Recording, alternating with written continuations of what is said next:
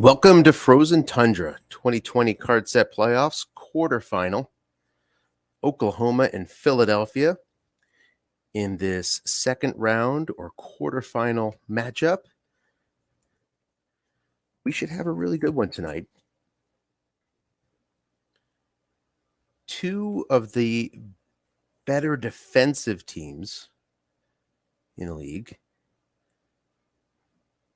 Two of four teams that allowed under 300 points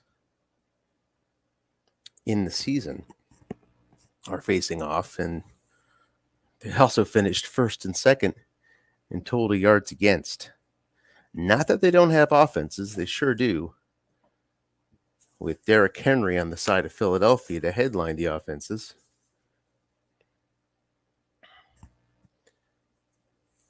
And two great coaches, Duke and Wayne. Duke coming off a championship win last night in Autumn Wind. Looks like we'll have a couple minutes before kickoff here. Wayne, congrats, Duke, on his Autumn Wind title. Well deserved. I'll just let them know if they happen to be waiting.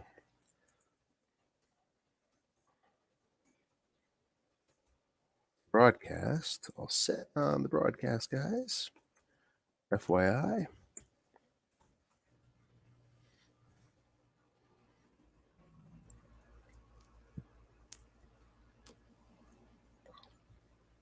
So it looks like Philadelphia has lost the coin toss. Oklahoma has deferred, and Philadelphia will take possession first here. Talked about Derrick Henry on the offensive side for Philly. He is complemented by Gardner Minshew, a quarterback. Minshew acquired in the offseason by Philadelphia, needed a quarterback, was shopping hard,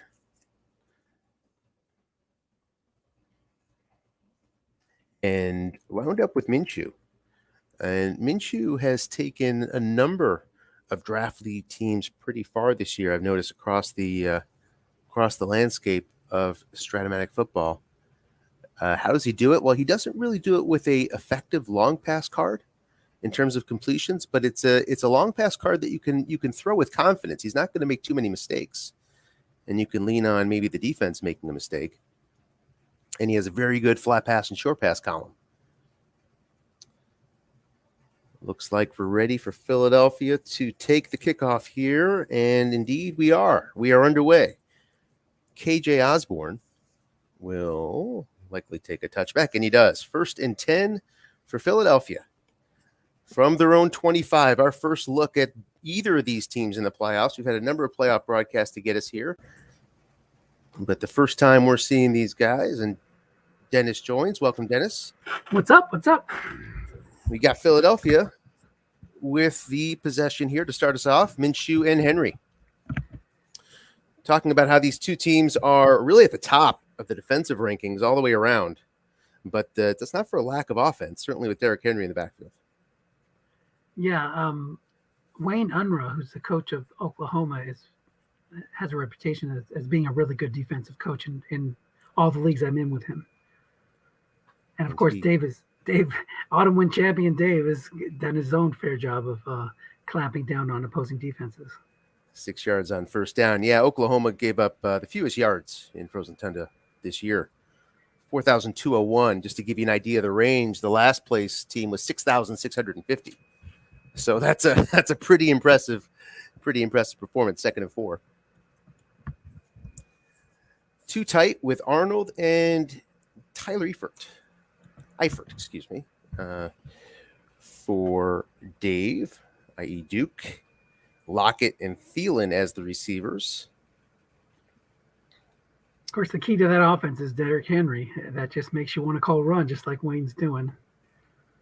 And there's a flat pass. Indeed, guessed wrong, and it's 6 yards and a first down. Oklahoma is the highest among the remaining playoff teams in guessed right percentage on defense, talking about how he calls a good D. 61% guessed right this year. So Guesses right. Doesn't give up many yards. And doesn't double team very often either, by the way, which is interesting. So many coaches do. And you see Wayne, a great defensive coach, does not rely on the strategy that much. He finished 20th in the league in double teams. Too tight, short pass, guess right. 4 men in zone, looking for Arnold.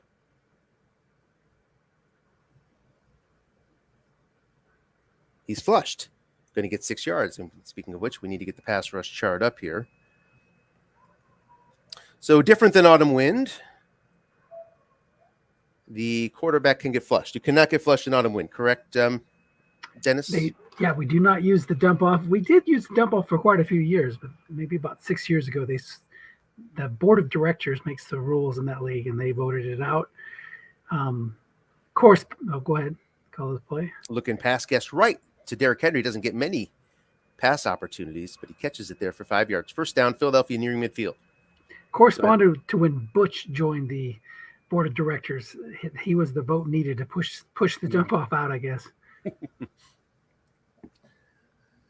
I would be very happy to have that in Frozen Tundra right now with my pass rush. I can tell you that. When we played, you abused me, and that is the weakness of my team for sure, is pass rush. And you can get bailed out if you're not going to get dump off. Short pass, guessed wrong. Dan Arnold again is the target here. Minshew just avoids the 3-man interception. 4 men would have yielded it. Minshew has a pretty decent short pass column, very good flat pass, and he focuses on not hurting his teams. Especially guessed wrong. That short pass guessed wrong is, what you'd expect from a top 10 type quarterback, even though he may not be overall on the card. 2nd and 10 now from the 48.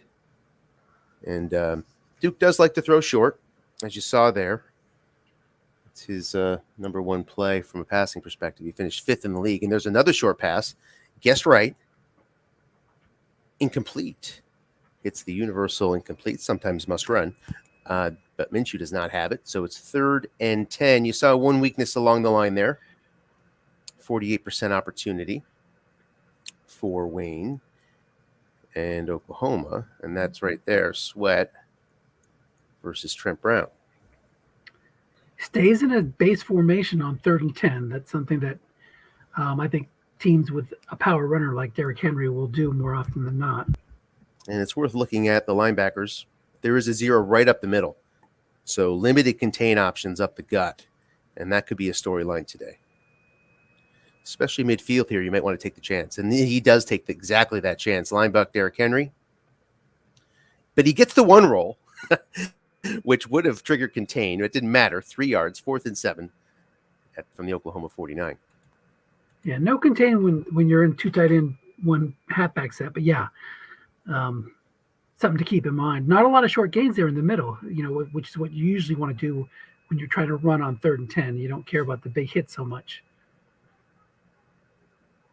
Well, the contain was triggered because of that one white die. 2 and 3. No containment. No containment, though. Oh, yeah, I'm sorry. You're right. It would have been containment because even with a 0 run linebacker, I was thinking of, you were saying the 1 white die guessed right thing, but no, never mind. Yeah, it was just, I stand corrected. Yeah, checking on that 0 linebacker. So you got a 2/3 chance against the 0 linebacker. Right. And when you're sitting in, you're sitting in midfield, you might be in 2 down territory. You might catch a short gain. You might catch, 94 yards or whatever it is on Henry's card. Right. It's going to be perhaps a storyline there, but did not work out for Duke there. First possession for Oklahoma. Back from their 13, short pass to Aguilar. 3 men. Guessed right. So if Duke win, you're going to play the winner of this game, correct? That's correct, yeah. And you said you played them already, or you played one? I have played Oklahoma and lost to Oklahoma. They only lost for the Yanks this year, and played and defeated Duke late in the season, the 4th quarter. 2nd and 10 now. Talks about Wayne not liking to double team. Duke, the opposite, finished 2nd in the league in double team attempts. Guesses pass often. And there's not a big running threat. I mean, Henderson and the boys from there's a 3-man attack at halfback for Oklahoma. which is interesting. And it's a two-man attack at quarterback. So in Frozen Tundra, here's an end run to Henderson. Guessed wrong. Frozen Tundra, you can sub your quarterbacks in and out at will, which I like a lot, 6 yards, because I have Taysom Hill. Makes it 3rd and 4. It's sort of a bit of realism for Taysom Hill, who got boxed out of so many leagues this year because of restrictive QB substitution rules. He really did not approach his actual statistics in stock leagues. Right. But here you see Wayne will sub in Ben and Burrow. They almost split pass attempts this year, about 50-50. Well, And he's here's got to be Burrow. feeling good about. He's got to be feeling good about picking Joe Burrow. And the fall, he was kind of a question mark, but man, he certainly solidified his place as the number 1 or number 2 pick in all the spring drafts. No doubt. And there's one of the other backs as well, Breda. And Breda can fumble a little bit, and that's one of the weaknesses of this offense is they do tend to fumble, especially the quarterbacks. 13 fumbles, I think, combined on the year for the two. And I have the stats somewhere. I think Wayne finished right at the bottom. Yeah, last in the league with 23 fumbles this year. Not all lost, but 23 total. Right. And here is Breda, guessed right on this 3rd and 4 with the elevated fumble. He's going to be stopped, I believe. Yeah, 1 yard pickup. And there you see the 57 fumble for Breda, guessed right. So 5.7% chance. Good job putting a man in the zone, because without a man there, it's +5. And here's the punt.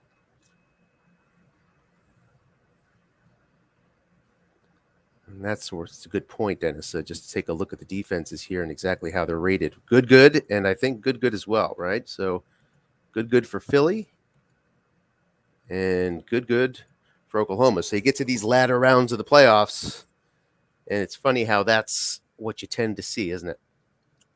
Yeah, you got the triangle of 6s there at both outside cornerbacks and the free safety. That's going to explain a large part of why Wayne was so good on defense. And here's an opportunity for Lockett. Guessed wrong, short pass. Does some damage on his card, but boy, you'd like more out of that column. Gets 14. Despite that, Lockett did finish 7th in the league in yards per catch this year. I think you'd see a little bit more excitement in that. Yeah, I don't see it. You don't see any big numbers, no long gains. When you want to get big yardage from him, you got to go deep. Up to the 41 now, 1st and 10. Same 2 tight formation, flat pass. Lockett, 2-man are there. Guessed right. Gets 4 yards. It goes to Minshew's card. 2nd and 6 now. Up to Philadelphia's 45. See a lot of this formation, apparently, even on that 3rd down. Not particularly strong pass catchers. Take a quick look at Arnold's card. You see some long gains pop up. He sort of has that, reminds you of that second New England tight end whose name is escaping me. Short pass to Arnold. Double teaming Eifert. Incomplete again on that same 8 on Minshew's card. So you see not many catches, but good yards there. Go ahead. I think that would be Ryan Izzo, right? Izzo. Yep, Ryan Izzo, yep. Mm-hmm.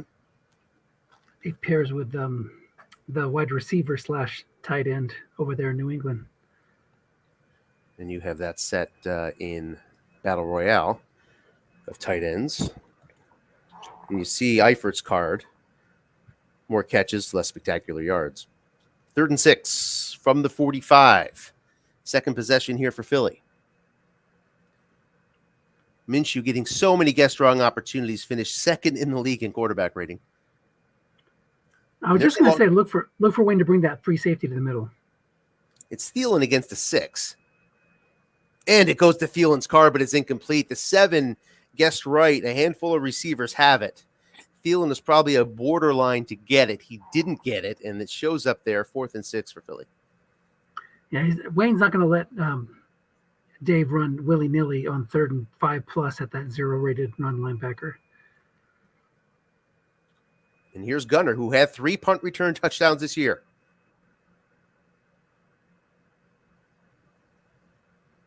From the 8. He'll take it back, I'm sure. He does. Fair catch. So when you get those borderline rolls, 8 is not so borderline. Typically going to run it from the 8. And with Gunner, who finished second in the league, I think, in punt return yardage on average, he's obviously has a great card. That 26 on 10 as well. 1st and 10. Roethlisberger in on first down. Very useful. You don't see, like, back in the 80s and stuff, we saw a lot of those types of return cards, even in the 70s. You don't see them so much anymore. Nobody there. Flat pass guessed right. You mean of the big returns with a lot of touchdowns? Yeah, I mean, the special teams coach now are teaching. Oh, there's a nice one, 30 yards. Yeah, on the 6 white die. He's teaching their punters to kick it high in the air, or situational.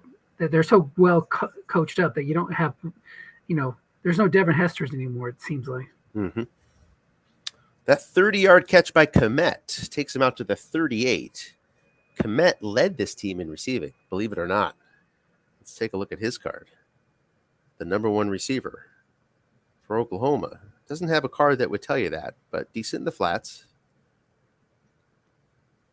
Long pass DJ Moore. He's double teamed, though. And it's incomplete.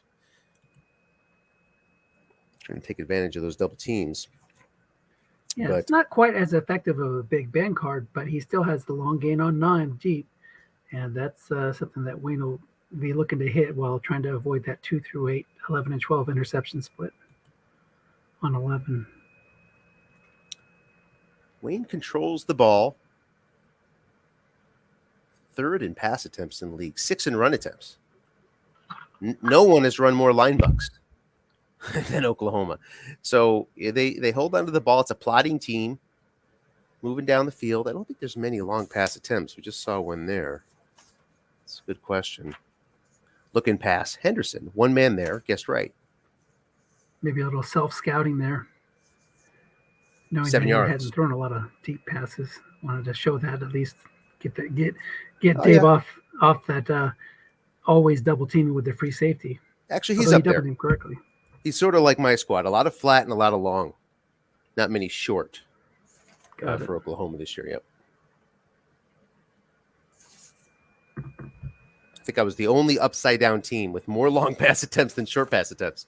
3rd and 3. Edmonds checks in. Too tight. Against this 3-4. And good linebackers there. Tough to work Burrow's flat passing. That's why we have 2 really good Ds here. It's no score. 5:42 left first quarter. Oklahoma was an incredible 44% on 3rd downs this year. Indeed. Top 10 in the league. Taking his time with the play here. Short pass, Moore. Guessed wrong. Opportunity here with DJ Moore. And it's a defender extra long game, but that is going to be broken up by Kendall Fuller. So these good defenses have come to play even when challenged. And it's 4th and 3, and we will likely see another punt here. We'll definitely see a punt. Wayne's not one of those gambling type coaches. 34 4th down attempts. He finished middle of the league.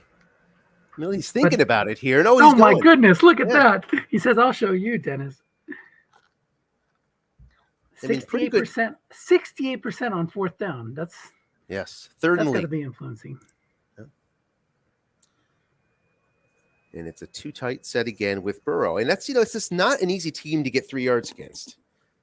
End run guessed right. Opportunity here to turn the ball over. Whose card does it go to? It goes to the defensive card, and that's good for 32 yards. Akeem Hicks is a 5. The 6 white die, good for 43, limited by Emmons. Long run of 32. And look at that, a really nice defensive call by Duke, but the dice get him. Go big or go home. 1st and 10 for Oklahoma. Shows how much I know, Wayne. I thought He's, like these conservative coaches. No way, man. He's down with the sickness with this analytics trend. So now at the brink of the red zone with Henderson, and Burrow stays in on this first down. Don't see Burrow often on first downs, it seems anyway. End run. Henderson guessed wrong. He'll get 6. That's a great card. Guessed wrong. 5 or 6 yards at a time. Put yourself in second and short, third and short. It's a weapon. 13 carries left for Henderson. That was the second of the day. And now into the red zone. Philly 5th in the league in red zone defense. Going to have to show it here. 2nd and 4 now. Roethlisberger check in? No, we still have Burrow. And with Breda.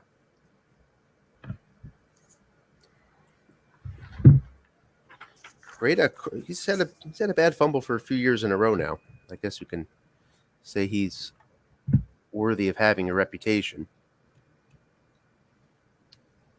He's another one that has a really strong guessed wrong and run card, but maybe he brings him in because his guessed right is so bad that he'll get some of those run calls and be able to hit a flat on Burrow's card. They seem to come in a pair, Breida and Burrow. Short pass, guessed wrong. Aguilar's that play's going to be broken up. Kyle Fuller makes another play, and that gets us to a 3rd down. No contain on here with 4 yards to go.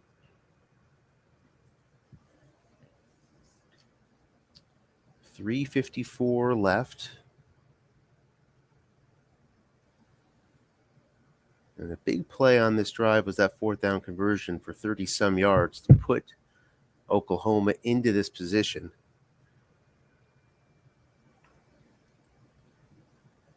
Let's see what he does for formation. We'll probably see Burrow here. Usually see him in short yardage. Not that Ben has a bad flat pass, but he doesn't have the completion on 10. 3-4, and now a blitz being shown.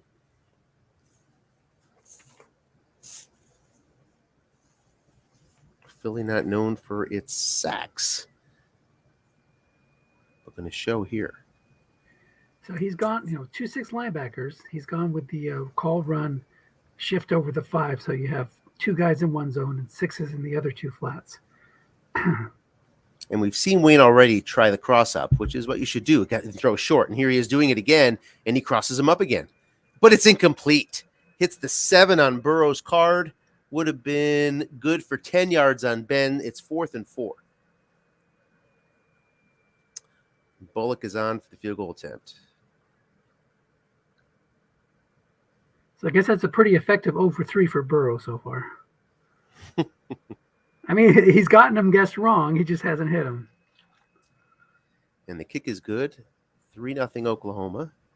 3:18 left. This game playing out as you might expect so far. Henry can change that in a hurry, though. We've seen Oklahoma call a good deal of run already. Opportunities for Philadelphia have been there. Guessed wrong. As you'd expect. I got the stat here somewhere. I don't think anybody has a better guessed wrong percentage throwing than Duke. Yeah, as you'd expect. Pairing with Henry, it's going to happen. Only 57% of passes guessed right this year for Philly. End run Henry guessed wrong. Opportunity here for a big one. He does not go to his card, though. And it's just a yard as Vernon makes the play. 2nd and 9. 2 runs for 4 yards. Now, when you're defending that, you're like, well, he's going to start running at some point. So I better start calling run. You don't want to go a whole game and Henry only has 10 or 12 carries. Just relentless. Yeah, for sure. Oh, I'm sure he'll run them. He's relentless, with that many carries. Just look at 31 left.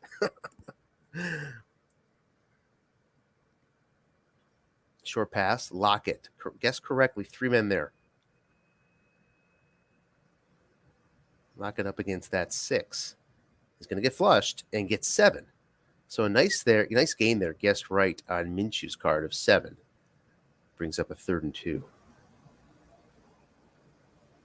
So it's an interesting defense because the secondary is so strong, the D line is so strong, but the linebackers, like many in this set, are weak. But with a 6 free safety, he's able to move a guy up, shift a linebacker over. So you really don't have like all day to take pot shots at all three flats. You have to pick your poison. These guys, and Run Henry guessed wrong again. Where's it going this time? It's going to his card, and it's 64 yards. That's going to be 1 yard short, 3 yards short. 3 yards short. 3 yards. Yep. Yep. Down to the 3. And Henry bursts his way to the Oklahoma goal line. And it's a 1st and goal for Philly. One stat I decided to look up and sort of figure out was on average on defense, who guards the flats and who doesn't, as you talk about Oklahoma's ability to do that. And yeah, I mean, they're 9th in the league in men in zone against flat passes and look and pass. So you're right. He does tend to bring them up in the 4-3, right? And especially you almost want to parse that by 4-3 versus 3-4s. Yeah. Which I haven't done, but it's pretty telling to see a 4-3 guy in that top 10. So anyway, full house with Henry and Vaughn. Keyshawn Vaughn is a runner that's limited by his carries, I believe, but his average is 4.2, so that's not going to – his low runner containment is not going to stop him here if it goes to his card. He's within his range if it reverts to his average. Not sure about his fumble. Eifert in the backfield is a pass-catching option and upgraded to a 4-run block. End run Henry guessed right. And he avoids that -6. Very happy with the no gain. 2nd and goal from the 3. Interesting call on 1st down to risk that loss of 6. Well, you also have less chance of having a man in the zone. Even though there was one there, you figure they're going to leave one of those end run spots open with how good they are inside. And the 4-3D, gives you more opportunities than a 3-4 to attack inside as well. Yeah, you kind of almost want to run right up the middle and try to hit that 4 linebacker or the 0-rated run linebacker. Yep. Follow Jermaine. Just call the play. Right there. Yep. Go after Pratt. Wherever Pratt is, that's you hit that hole. And there's no 2 linebacker 3-4 automatic losses to worry about. Or short pass. Better now, but yeah. Yep. Yeah, this year they did revise it a bit. 4 men in the zone, incomplete. Covered by a 0. Eifert cannot haul it in. And just like that, we're at 3rd and 3. 2 plays, no yards. Formation choice here for Philly.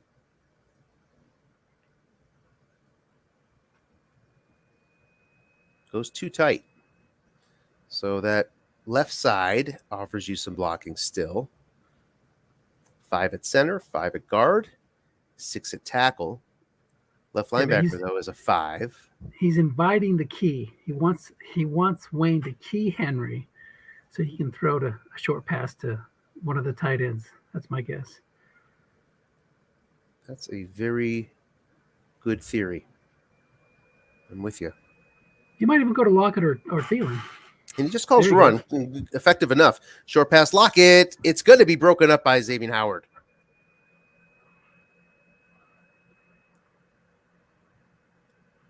Decision time for Duke.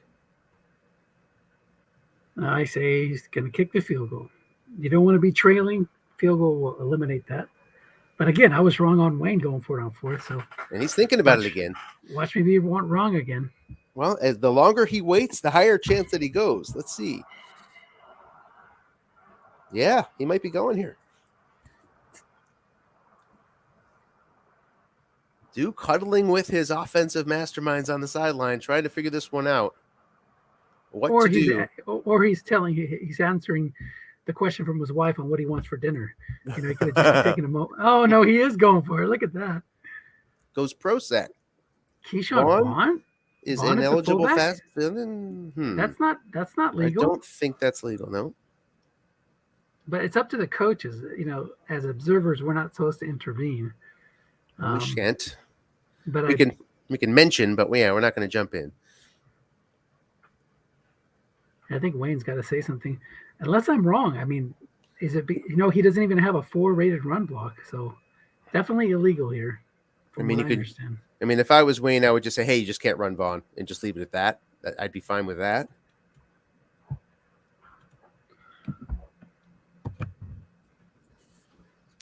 Because the game won't stop you, right, Dennis? The game will let you run Vaughn. Short pass, Sure I will. guess wrong. Yeah. So opportunity here on this, and it's complete. Minshew gets it on the 7. The 7 that Burrow misses on, Minshew completes. And that's a touchdown for Philly, 6-3. Gutsy call by Dave.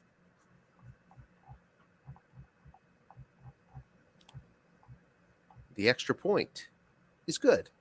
Just 2 through 10. Yeah, So 7-3 Philadelphia, and that's the end of the first quarter. The only positions that can play fullback are fullback and blocking back. So, something to keep in mind for later. Travis Homer, 9 yards deep. And Oklahoma will start out at their 25-yard line, down 7-3 as we begin the second. So every time I say somebody's not going to do something, they actually go ahead and do it, and they succeed at it. So something to keep in mind later on. Henderson in the backfield, and yeah, they do split carries here. Henderson had 177. You sort of have to. He's limited with his about 15 carries a game before he hits fatigue. Behind him was Edmonds with 137. So 174 for Henderson, 137 for Edmonds. Interesting, Henderson scored no TDs. Double teamed is Aguilar on this short pass. He gets 10 yards. There's Ben's 7 showing up. Short pass again. Ben looks over at Coach Unruh on the sideline and says, "See, don't be taking me out of the game. I can hit those 7s." Unlike Mr. Burrow, my backup, for one more year.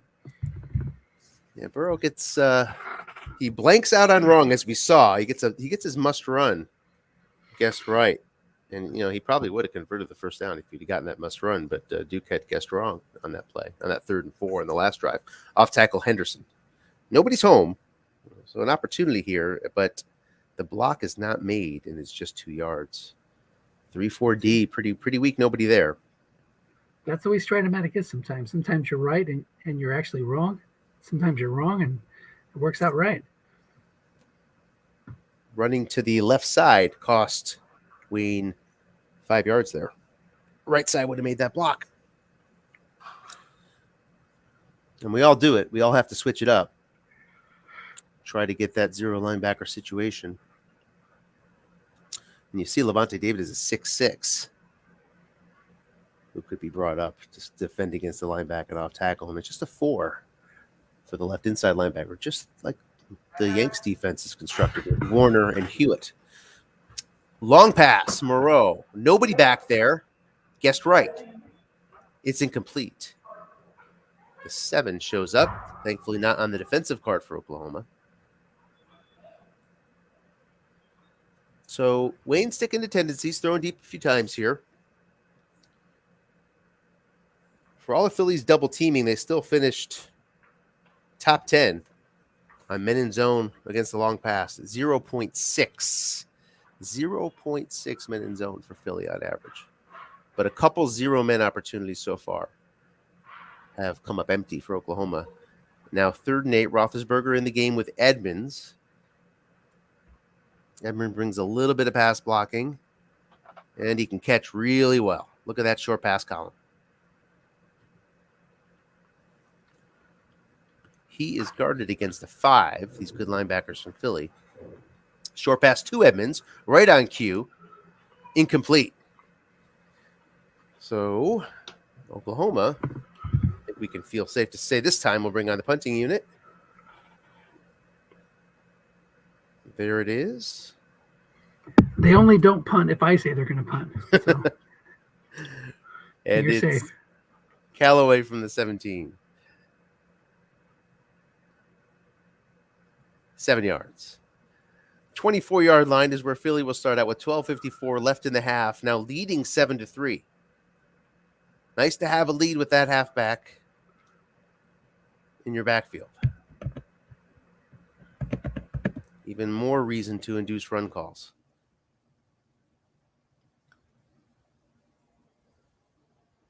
4-3. Short pass Arnold. This time he's doubled up. Brings up the pass rush percentages even more. It's incomplete. Went to the receiver card. Arnold's 10 would have been incomplete no matter what. So 2nd and 10 now. Staying too tight is Philly. Talked about Minshew's QBR. He finished 3rd in touchdowns as well, and 9th in yards per attempt. Good things happen when you throw guessed wrong. Short pass Arnold again. Guessed right again. 3 men in zone this time. Not double teamed. He's flushed and he's going to get 6. So he'll set up a 3rd and 4 from the 30-yard line for Philly. Talked about the 3rd down prowess of Oklahoma. Surprisingly, Philly finished 21st in 3rd downs at 36%. That is a surprise.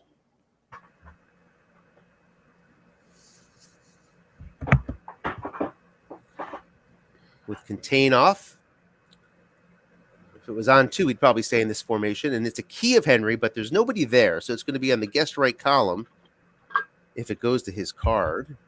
It goes to his card guessed right, but it's the loss of 3 on the dreaded 5. So 4th and 7 for Philly, and no punt.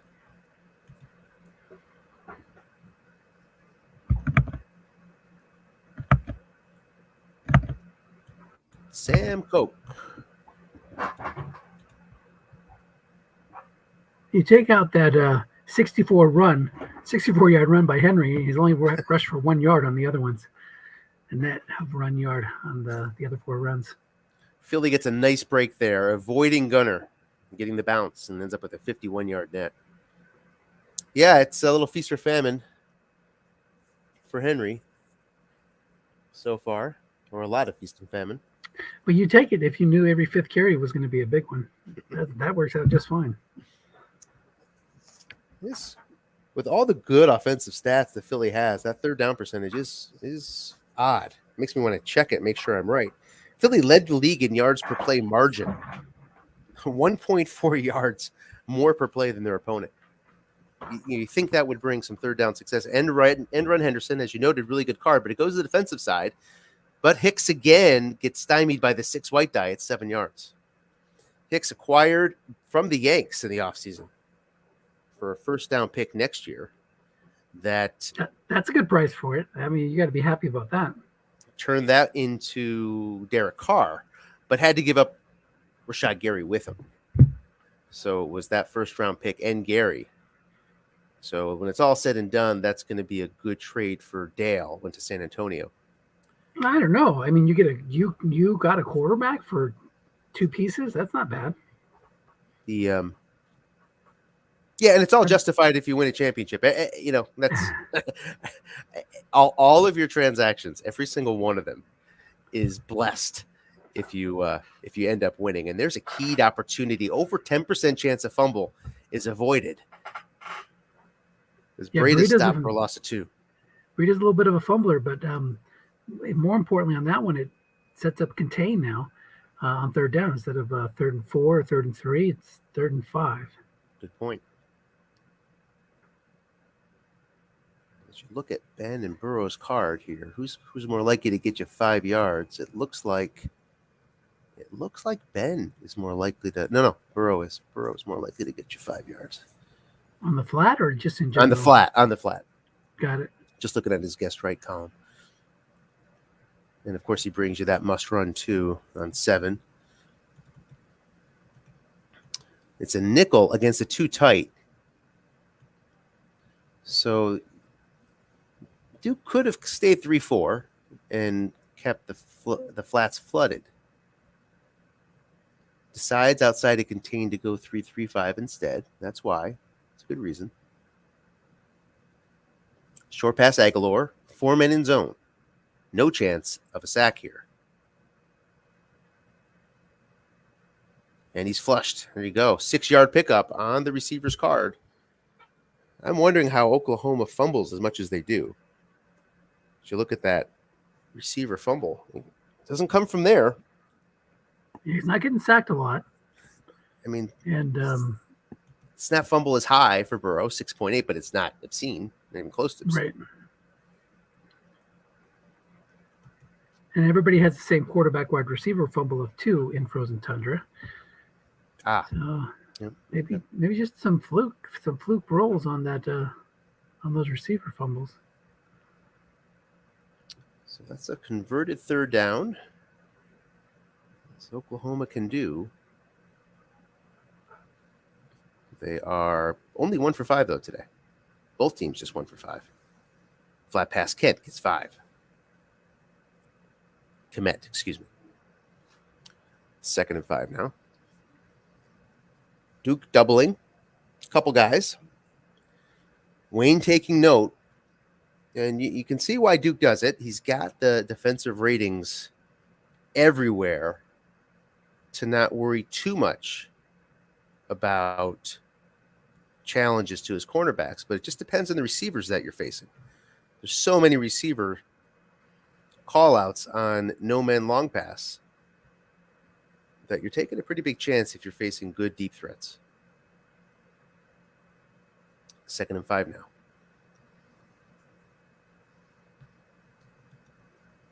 Linebuck, Edmonds, guessed right. But nobody's there. And it goes to the defensive card. That's 5 yards for Edmonds. 1st down.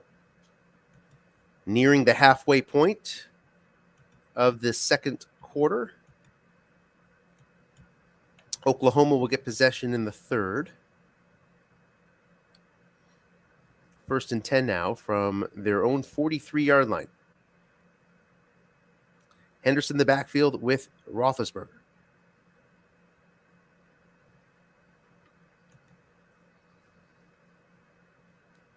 Guessed right off tackle.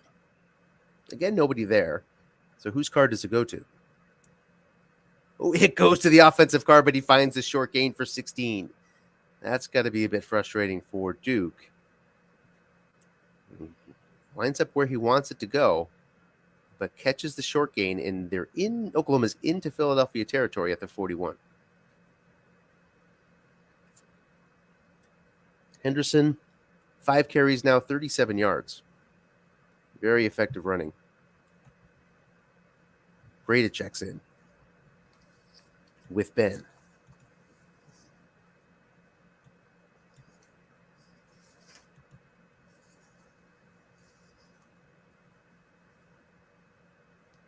Seen a lot of guessed right running,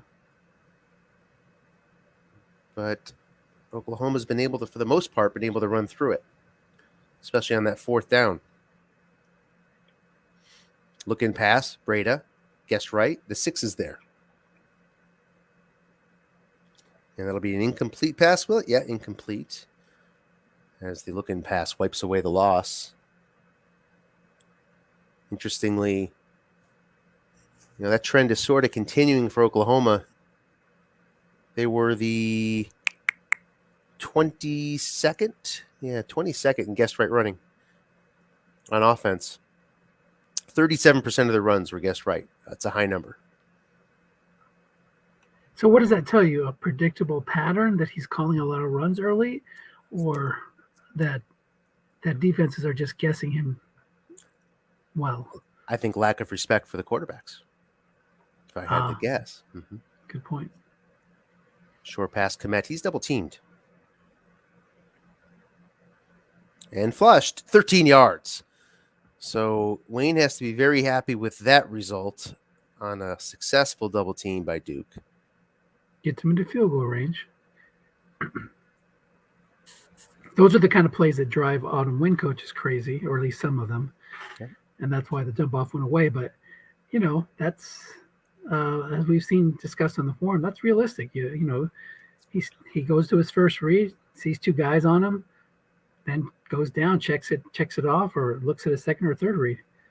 Finds Edmonds out of the backfield after he chips, does a little chip or something. That's football. It's you can carry that over. And I know you don't like the rule, and I don't really like the rule either, which is the flats as runs, 7 yards. I don't know anybody who uses it now. But with the 1 year we did that in the USFFL Stock League, that running the Atlanta offense, who I had at the time, it really felt like an NFL offense. It felt like you could drive down the field with a minute 30 with pretty high confidence if you had a good quarterback. With that rule in effect, it felt like the NFL feels, what for better or for worse. Now with a minute 30, yeah, you can still get there, and it happens frequently enough in our leagues. But with that rule turned on, it really felt like there's very little the defense could do. And that's what it feels like when you're watching the games on Sunday. 2nd and 3 now. I mean, you saw, just thinking of the Seahawks versus Washington this year, right? When short pass double teamed is more, and it's incomplete. When they had to, at the end of the game, you'll remember this game better than me, I assume, Dennis. But at the end of the game, Seahawks needed 7 points. They haven't been able to drive all game, and there was no stopping that team on offense on that last drive. There was just very little the defense could do, and there's just so many of those situations in the NFL. It's different. It's different in Strat. I think all the coaches like a little more defensive balance, and I think it plays better. It's your calls affect the game more. I get why we do it. Right.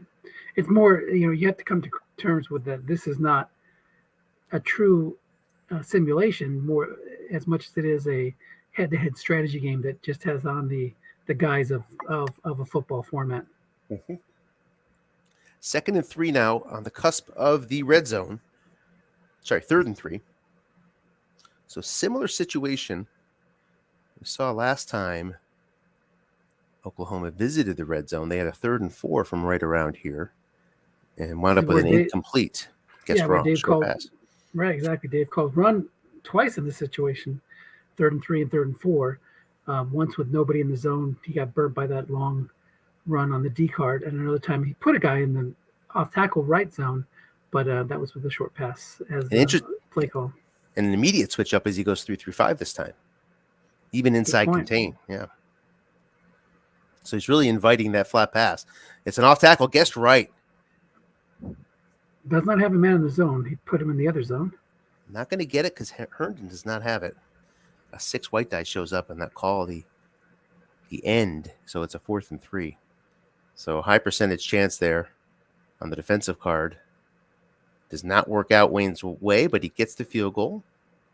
Bullock puts it through, and it's 7-6 now. Philadelphia leads with 4:48 left in the half.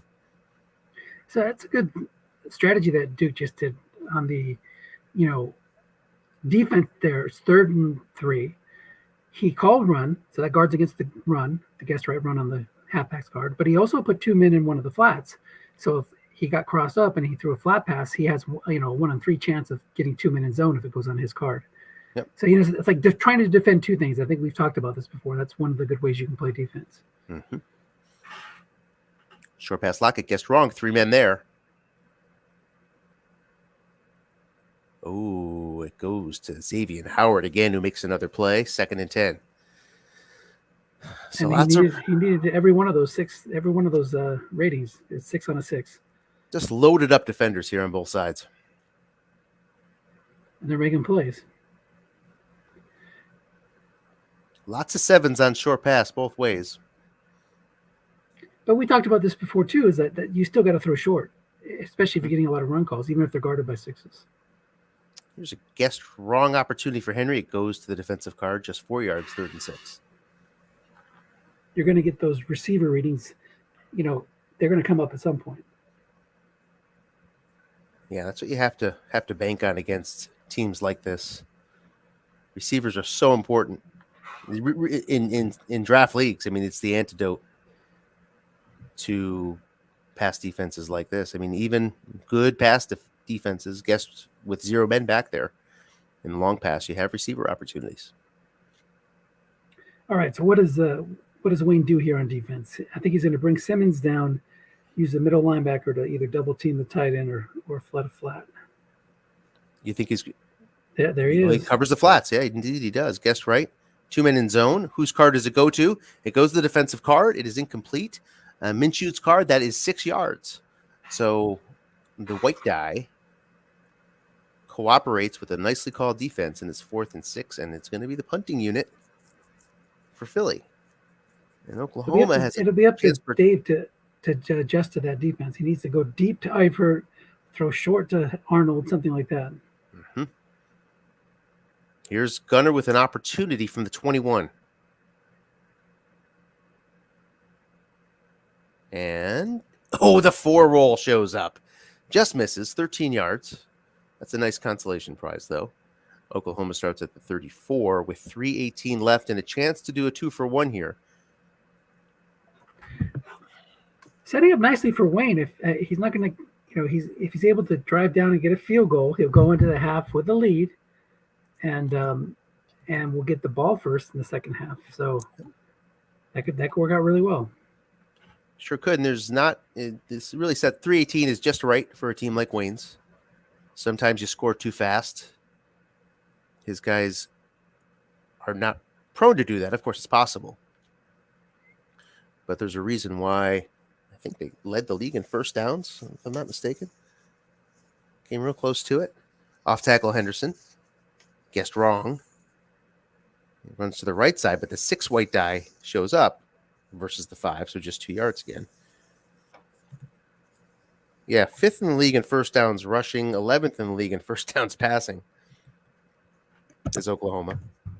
So they take their time. 4th in the league in time possession, as you'd expect.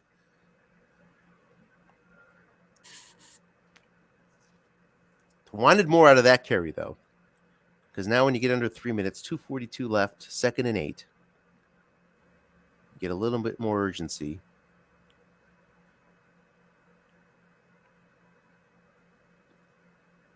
Off tackle Edmonds, and this is guessed wrong, and he just gets 3, so 3rd and 5. Let's see if any timeouts are called here. I doubt either side will. Bullock gets an extra yard. He goes out to the 38 where he's 2 through 6.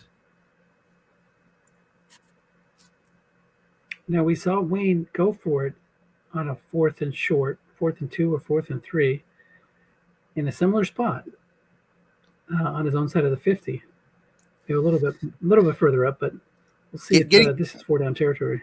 Getting the ball back, it would be even a bigger surprise than last time, wouldn't it? I think so, yeah, because you're within a score no matter what Philadelphia does when they get the ball back. Minshew not a deep threat, but Henry is. Too tight against the nickel. Both these teams not going 3 wide. End run. Edmonds. He's going to get just 2 as Hicks makes that play, and it's 4th and 3. He was not trying to get out of bounds, even though it's going to hit the warning anyway, which it does. So 4th and 3 now. And I would expect the punting unit for Oklahoma to try it on the field here. But he seems to be thinking about it again. Yeah. Maybe he's thinking like you're thinking, like, man, if I give Henry the ball back, I got to call run, open myself up to one of those receiver readings. Or if I call pass, I'm opening myself up to Henry, big one. And he's so good on, like, what did I say, 68%? Something crazy like that? And you said that's only 4th? Who's better than that on 4th down? 4th down, let's see. The Yanks were 90%, and Portland was 71%. Oklahoma 68. Yeah, good for 3rd. 90%? You were 90% on 4th down? My God, 18 and 20. What the hell? Taysom Hill is a nice weapon. If he doesn't fumble. 4th and 3. Well, then you need to start going for it every time. 9 out of 10. That ended up only going for it, the Yanks, not that much, but when like you, if you're winning a lot, you're not going for 4th very often. 18 of 20. That's significant. That's at least once a game. I'm impressed. I've never seen that. I almost traded Hill in the offseason multiple times to multiple teams. Glad I kept him, though, because he really is a weapon short yardage, especially if you have good receivers. It's a guest right off tackle. -2, and Philadelphia will take over at the Oklahoma 39 with a chance to add some points here.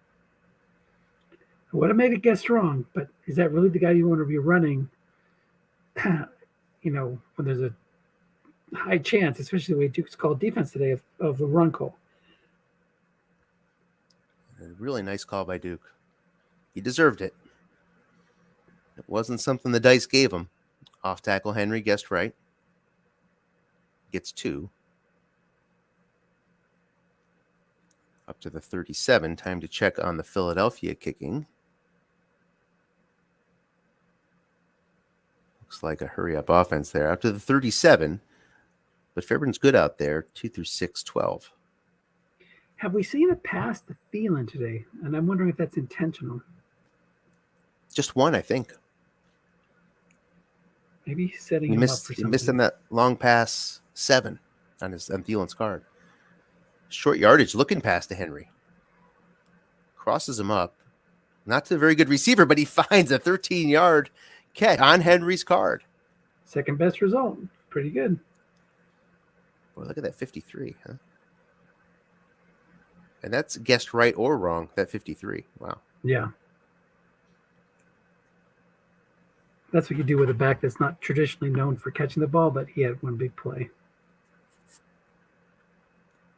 So now at the 24, with 2 timeouts left, took one there. The entire playbook still open to Philly. Going deep now for Thielen. Nobody back there guessed right. And there's the defender X. So Gilmore makes the play. So nice to have a 6 cornerback. Nice call, though. Yeah, sometimes you do that on purpose. You take your best receiver, you don't target him until the perfect moment. Stays too tight. 4-3, as you'd expect from Oklahoma. Henry, plenty of carries, of course. Not an issue. Don't really need to think about it. What a luxury that is. On the 2nd and 10. Long pass again to Thielen. He thought he was going to catch him with a guessed wrong situation here, I bet. But a nice call by Wayne. And gets the interception split. Incomplete with no man back there. Brings up a 3rd and 10. 1:07 left. Could leave a little time for Oklahoma.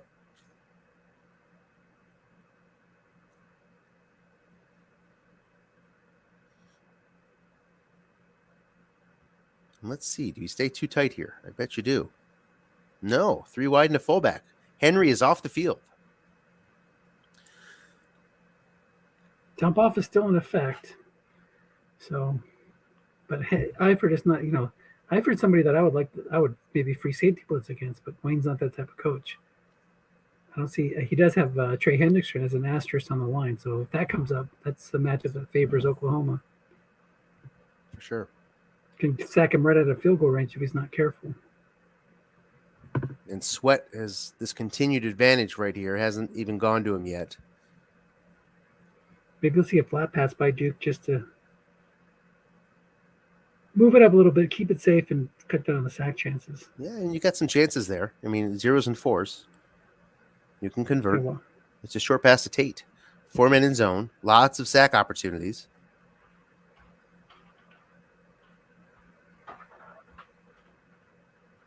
Here's the roll. It's complete.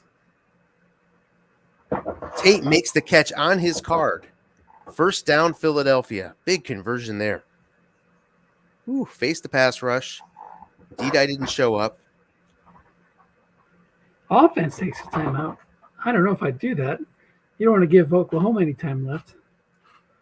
From the 12, yeah. I mean, it's Minshew, Well, Minshew has an 11-yard completion. Yeah, he had to get Henry back on the field, so he's either let it run out or call timeout. That's right. Henry back on the field. And Minshew has a 10-yard completion and 11-yard completion right up his, right up the main part of his short pass column. So there's a chance that he gets a new set of downs and might need some time. Short pass, Arnold. Cover by 4, 3 minute zone.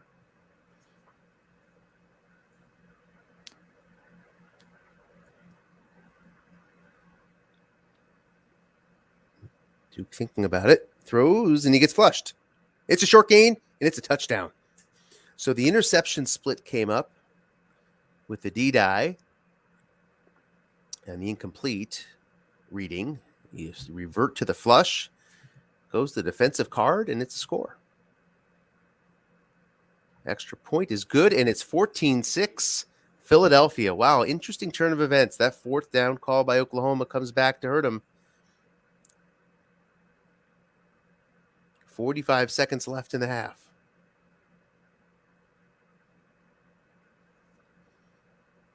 Dave checking the return card to see if he wants to squib it here. I don't think there's a return threat as far as kick returns go. So he kicked it deep. To preserve time and for other reasons, takes a touchback, and 45 seconds left. Still, starting now from the 25. As you mentioned before, Ben has a respectable deep ball with a long gain on 9. Having 8-10 quarterbacks all year long in my guest right long pass column. That 9 shows up an awful lot, in my opinion.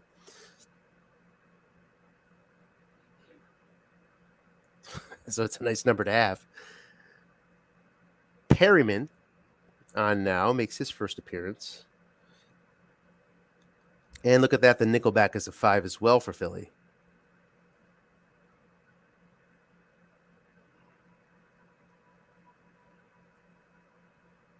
And Perryman can do damage deep. Long pass Moreau. 2 men are back there.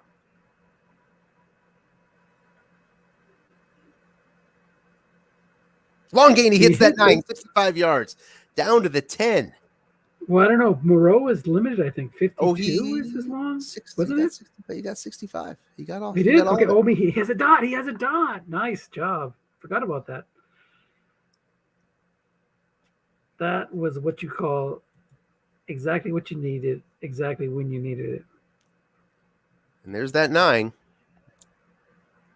That damn 9 shows up, and it's good for Ben. I don't know that there's another long pass guest right 9 in the set. Is there? So many 8s and 10s for the good guys. There might be one or two more. So it's a first and goal. Yeah, first and goal from the 10. Takes the time out there, as you'd expect. So Oklahoma with a chance to get right back in it. I think Breeze has it on 9 too. I'll check that. Too tight here. Herndon and Kmet. Remember, Oklahoma gets the ball. So a touchdown here, they'll have a chance to take the lead on the first possession of the third quarter. But first things first. 37 seconds and 2 timeouts. Flat pass is also available. Yeah, Breeze also has a long gain on 9. Mm-hmm.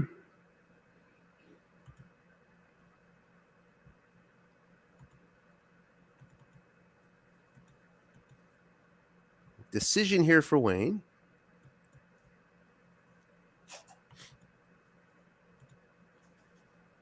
And we have a blitz shown by the defense on the first down. So let's see if Wayne asks them to. That might be the delay. They might be talking about it on Slack. Tannehill's another one that has it on 9. Mm-hmm. Those are the only 2 I can think of. It's sort of that next tier. Yeah, then after that, it's like the guys that have it on 5, like Russell Wilson, some other ones. Well, they play on, despite the blitz being shown, off-tackled Edmonds. And the tackle can make that block. The 4 white die shows up. He's a 4. 7-yard gain. Really important that he made that block. So timeout likely to be used. Put him with 30 seconds left. No, keeps both. So wants to keep his options open for 2 plays is the thought here. He can go to 8 in 1 second with 2 runs if he wants to. Right, and there's no chance for Derrick Henry to get a big one with 15 seconds left or something like that if he would use his timeout.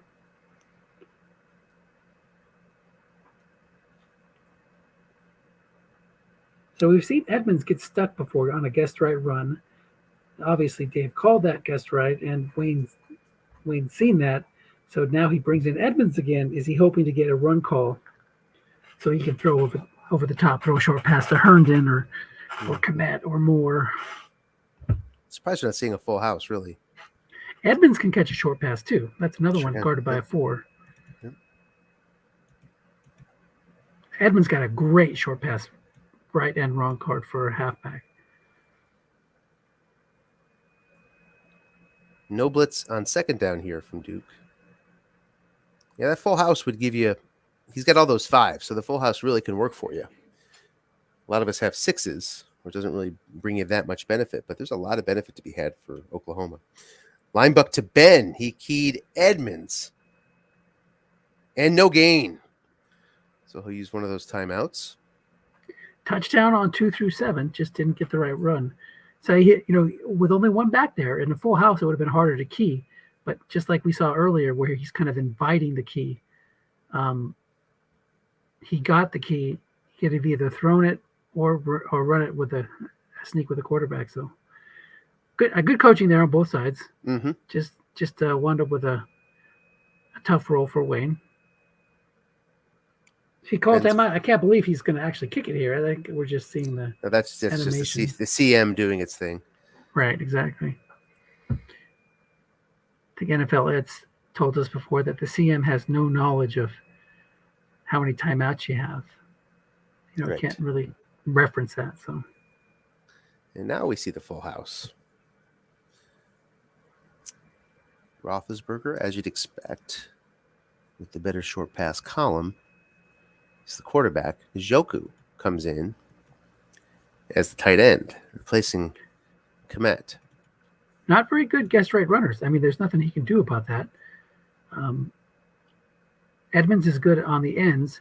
He's getting the boost to the run blocking. So, you can feel confident calling run. Hope, that you have like a 50% or 60% chance of making it, depending on where it lands.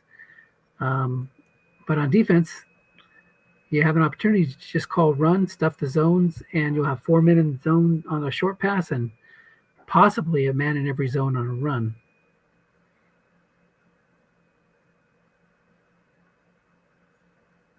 His weakness would be in the off-tackle spot where he has that 4-run inside linebacker, unless he has a sub. Yeah, and the left linebacker is a 0, so opportunities on this right-hand side here. Njoku, though, was actually a downgrade in run blocking. And he runs at Njoku, end run. Edmonds guessed right. He gets the 5-yard reading on 7. And it is a touchdown for Oklahoma. Decision here, 1 or 2. What do you do, Dennis? When you read the ball? I would go for 2 if I had better guest right runners, but with that team, I'd kick it. Mm-hmm. And here is Bullock. The kick is good on 10. So it's 14-13 at the half. Philadelphia leads here in Philadelphia at halftime. Well, I have enjoyed joining you. I'm going to have to bail out now. It's time for dinner. But keep up the good work, and I'll be ready to call your game tomorrow. I appreciate that, and I appreciate you joining. Thanks for coming on. Man, take care. All right.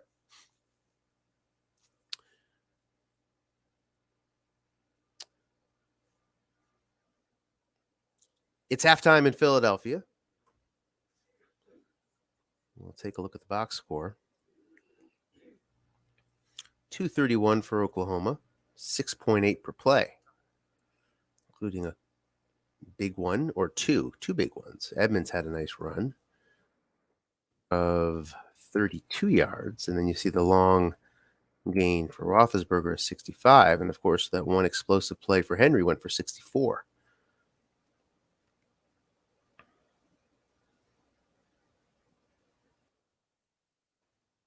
You see that 17 passes have been thrown by Oklahoma to 17 runs. So a 50-50 split. 7 runs for Philly to 23 passes.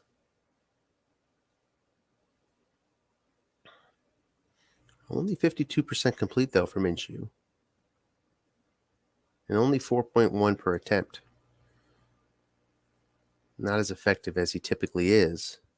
Of course, he's facing a very good D, number of incompletions, really on both sides, were drawn from good defenders.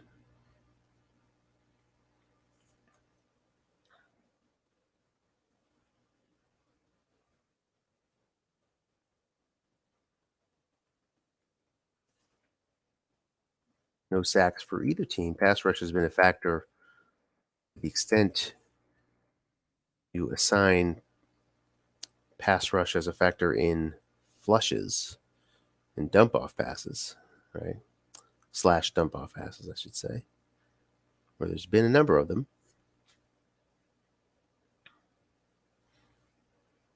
You see this fourth down efficiency, 3 attempts, very important successful attempt for Oklahoma, and very important unsuccessful attempt. Both teams struggling on third down.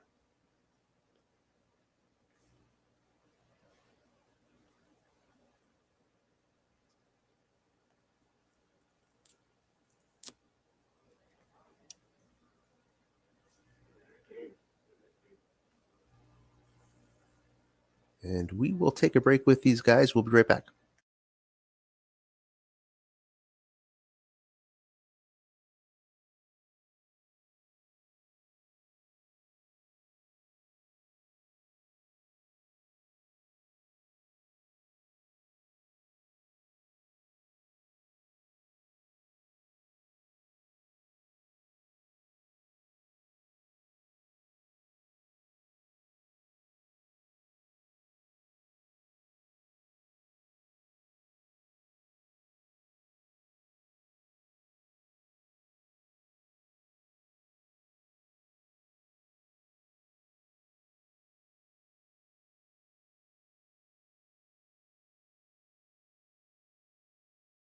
And we have kickoff in the second half.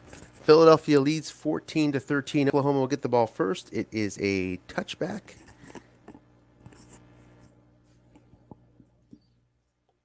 Oklahoma will get the ball first.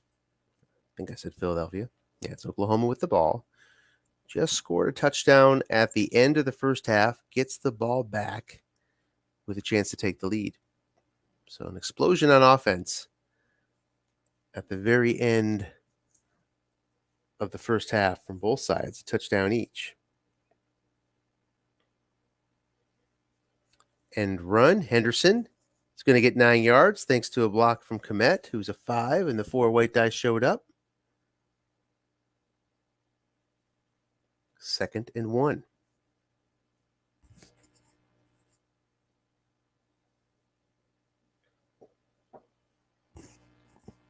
Henderson been running well. He's out of the game now. Full house on the second one. Moreau at tight end now. And David Moore as the receiver. Linebuck, Roethlisberger, just looking for this first down. Oh, he gets it, thanks to the full house. The white die 4 showed up against a 0 left guard who got upgraded to the 4. So it is a 5-yard gain for Ben and a first down for Oklahoma out to the 39. Just underway here in the second half. Oklahoma been running a lot. A flat pass on this play. He's going to lose a yard. 5 white die. Good linebackers are able to make that play. It's a loss of 1, 2nd and 11. 13-12 left. Third quarter. You've seen now more running than passing from Oklahoma with these mix of backs. Edmonds, Henderson, and Breda. And Roethlisberger has 2 runs as well. Too tight against 3-4. Off tackle, guessed wrong. 1 man in zone. Gets 5 yards on Edmonds' card. 3rd and 6 now for Oklahoma.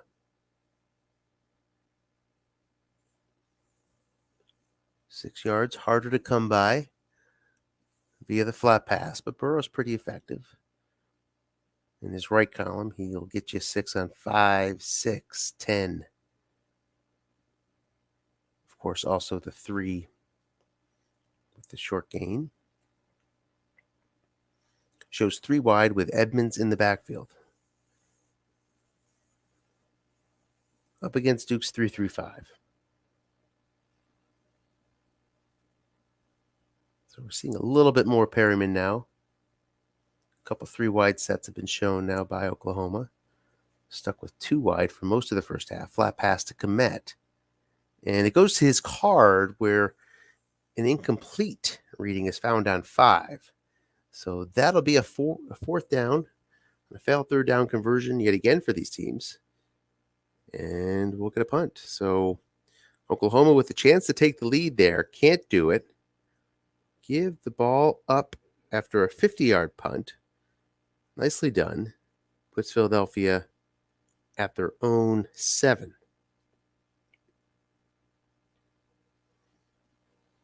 For their first possession of the second half. Standard base set for Philly of 2 tight with Arnold Neifert.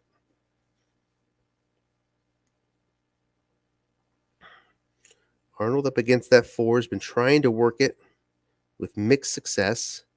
Linebuck Henry's guessed right. Nobody's there. 9 yards on Henry's snake eyes. And let's take a look at what it would have been. Guessed wrong. 94 yards. Guessed wrong. Turns into 9. Nice call by Oklahoma. 2nd and 1. So wasted snake eyes. Sort of. You'll take 9 yards, of course, but can't compare to 94. 2nd and 1 from the 16. And run Henry. Guessed right again. This time to the defensive card. And the left guard is going to make that block. It's Tomlinson. And good for 7 yards and a first down up to the 23-yard line. Henry now with 9 carries.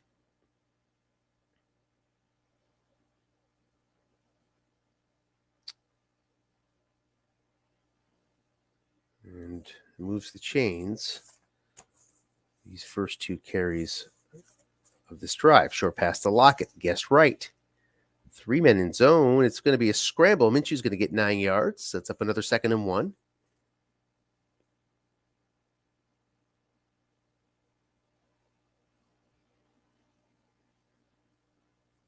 Sticks with a 2 tight set. Up against the 4-3.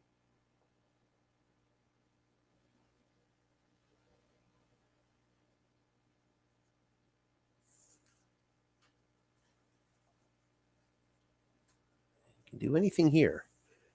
Obviously on the 2nd and 1. He's going to go off tackle Henry. Guessed wrong.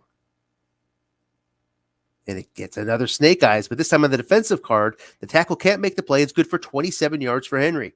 Into Oklahoma territory at the 41-yard line, 1st and 10 Philadelphia. Nearing the halfway point of the third quarter. A couple minutes out, 9:36 left.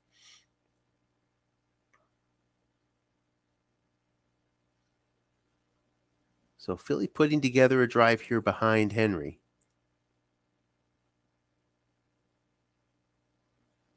4 plays, 3 Henry runs.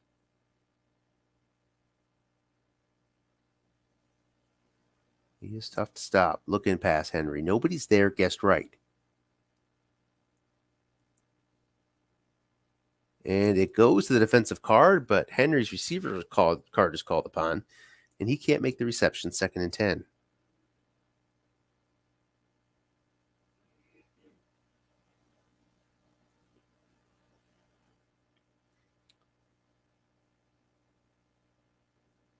Minshew now 12 of 24. Flat pass Arnold. Guessed right. 1 man there. He's complete for 10 yards. 6 white die shows up. And it's a 10-yard gain. First down Philadelphia up to the Oklahoma 31.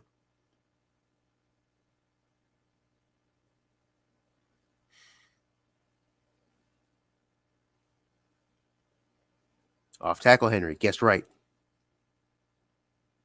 Just gets a yard on Henry's card. 2nd and 9.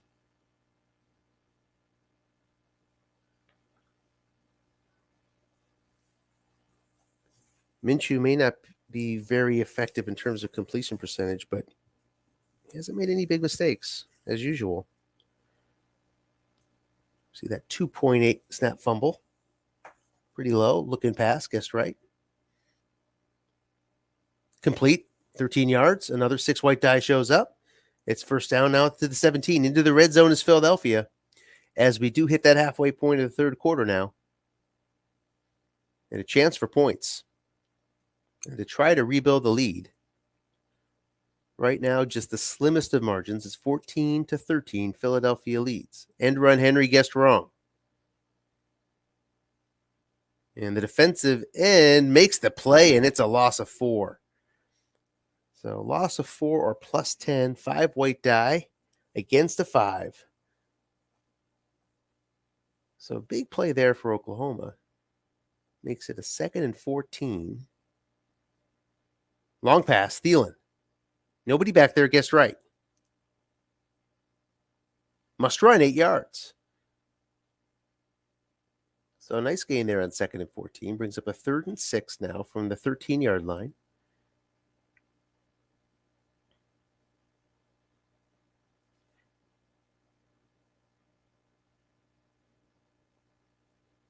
Sticking with the 2 tight set in what is typically a passing situation, but when you have Henry, you want to preserve that one white die. Guessed wrong. And you see the 0 at middle linebacker in terms of running. 3-3-5.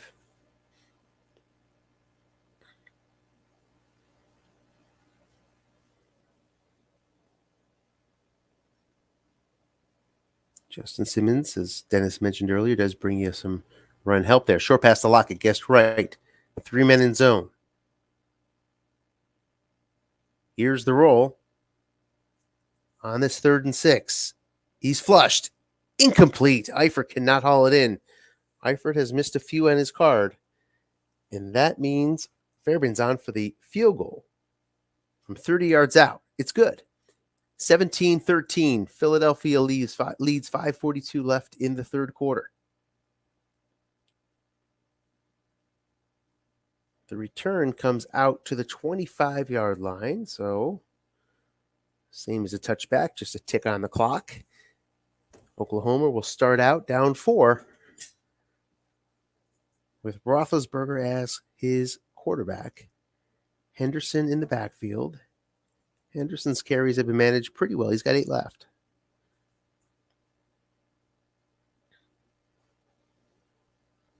And run to Henderson. Guessed wrong. Nobody there. Ooh, the defensive rating comes up at the end. Who makes the play? It's a loss of 2.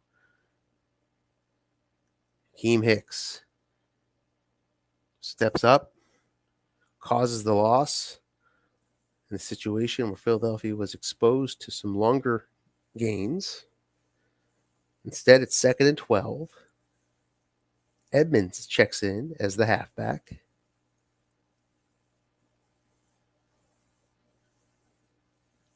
Ben still a quarterback.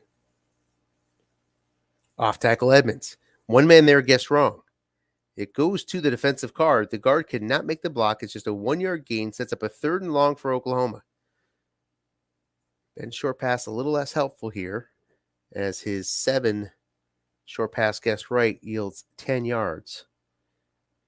And Oklahoma needs 11.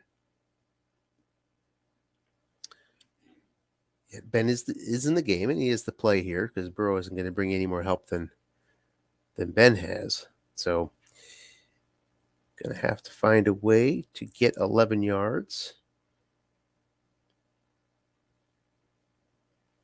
Duke in a 3-3-5, not blitzing.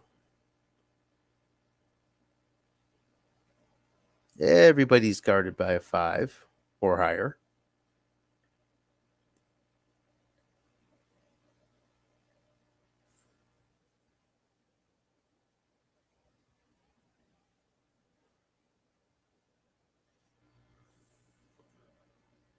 Three good receivers on the field, led by DJ Moore. It's a long pass to Agler. There are 2 men back, and it goes to the defensive guard, incomplete.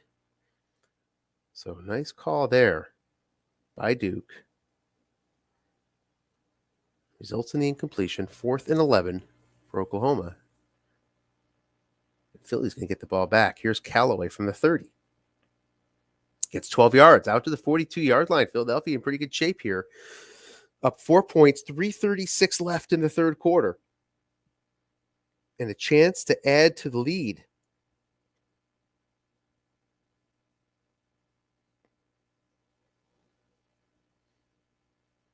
Flat pass Eifert. Guessed right. 6 yards. Goes to Minshew's card. 2nd and 4 now. Minshew now at 15-28 for the day with these last few completions. He's back on the right side of 50%.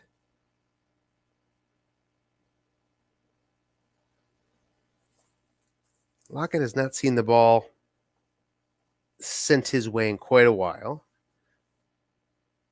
Off tackle Henry, he's keyed. It's not going to be an effective key, though. The linebucker would have been effective. So the guessed right situation, if it goes to his card, it does. But the short gain is found, and 12 yards are picked up by Henry. 1st and 10.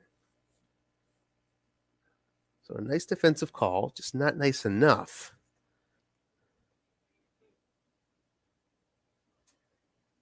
And it's 1st and 10 out into Oklahoma territory now at the 40. Off tackle Henry again, guessed wrong. Henry gets 7 on his card, 2nd and 3. Henry starting to wear on this Oklahoma defense. Very effective so far in the second half.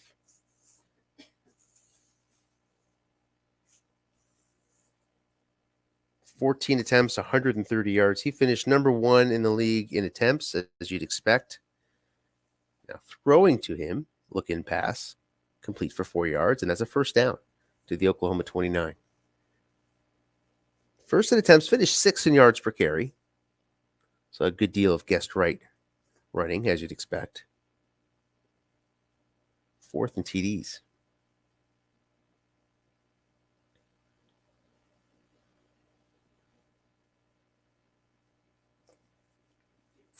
One of the better cards you'll see for a halfback. Linebuck Henry, it's guessed wrong with nobody there.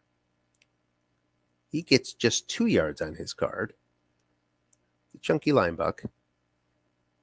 2nd and 8. 1 yard on 7, 2 yards on 8, 3 yards on 9, and just 4 yards on 6. So through the heart of the rolls, even 0 on 4. The heart of the rolls, Henry's not particularly effective once you get this far into field position. And this time an end run wrong comes up, no gain on Henry's card. That 7 shows up. As you can see, more effective all the way around, but not on that 7. So it's 3rd and 8. A little bit of a stall here for Henry. And now Minshew's going to have to pull it out on a low percentage opportunity. 3rd and 8.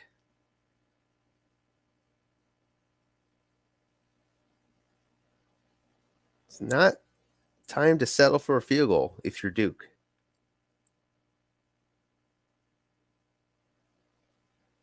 Those 3 points are important, of course, but not to give you a 7-point lead. They'll keep it a 1-score game. So does he risk the short pass and risk the sack, which Oklahoma can do against him, to get that first down, knowing the value of a touchdown here relative to a field goal? Or does he play a conservative? He plays a conservative. It's looking past Arnold, but there's nobody there, so there's an opportunity for Duke to convert. Does he? Yes, short gain. Goes to the defensive card, roll of 7, 14 yards. First down Philadelphia, up to the 13-yard line. 14-24 as we're into the fourth quarter.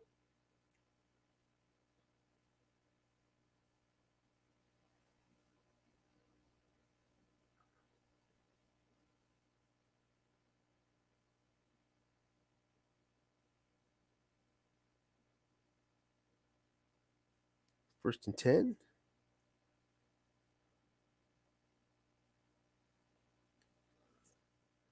It's 11 yards, and it's down to the 2. Short pass to Lockett. Shows up here and gets 11. And now Philadelphia is knocking at the door to take a 2-score lead here in the fourth quarter. That looking past Arnold just looms large. Full house, this time with McKinnon joining Henry.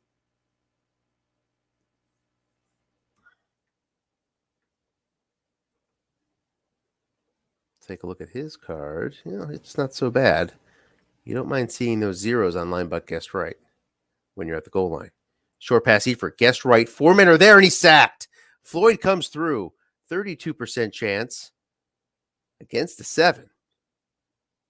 Everybody else coming increases the chances, and he gets a 32 roll. You see it right there, 32 roll on the 32 chance. It's loss of 5 yards, though, so second and goal from the 7. Still quite manageable for Philly here.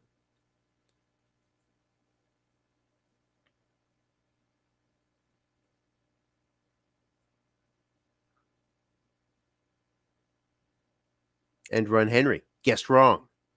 Nobody's there. Gets 7 yards, and that's a score. Touchdown, Philadelphia. Derrick Henry from 7 yards out. It's 23-13. Here comes Fairbairn for the extra point. And it is an important one. It's good. Makes it an 11-point game. Philadelphia leads 24-13, 12:54 left, fourth quarter. Oklahoma has some work to do. Going to start out at the 28-yard line.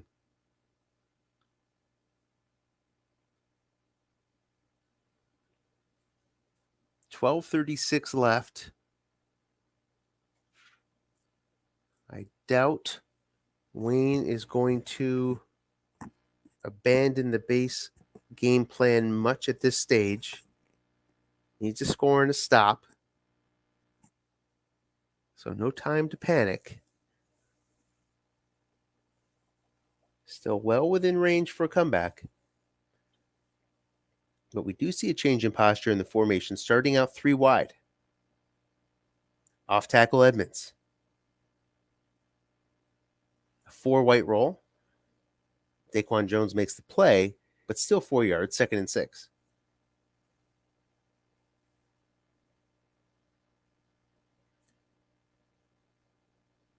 Now back to the 2 tight with Henderson. Henderson's carries are at 7. Those are important carries. You see a nickel now against this 2 tight on second down. I'm not sure of the legality of that defensive call. Not sure. Sorry. Too many leagues, too many rules. I guess I better check before my game tomorrow.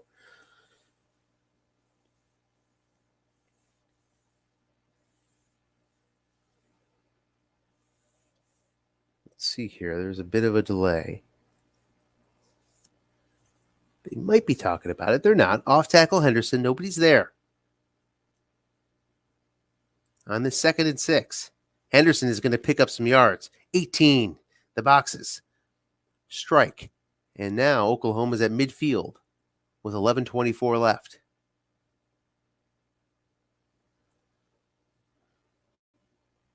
So depending on how the defense would have been called, that nickel D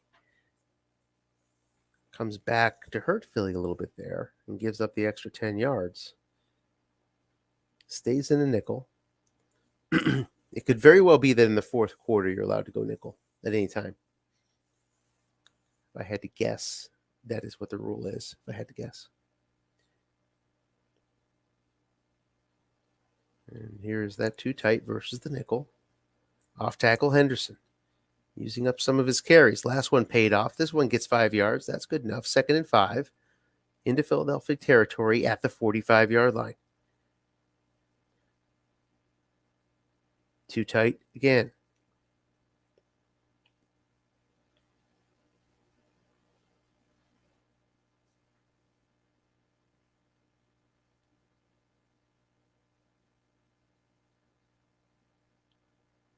Up against that nickel again.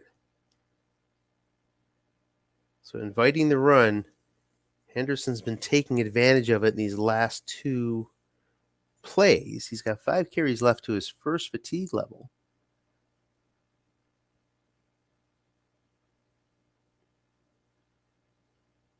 Gotta wonder if Duke just wants to sort of drain him out here. It's a line buck to Henderson. He calls run. So a nice call, but the center can make that block. Goes to the defensive card. Roll of 7, 9 yards on the 4 white die for the 5 rated center. And it's first down and 10 at the Philadelphia 36-yard line.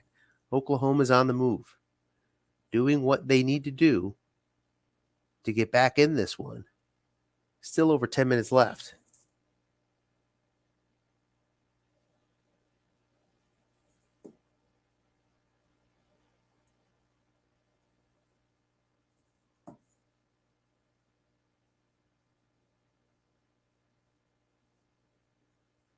Too tight versus the 3-3-5. Linebuck Edmonds. One man is there. Guess wrong. He's going to get another 9 yards. Back to the center. And another block. So 2nd and 1 now up to the Philadelphia 27.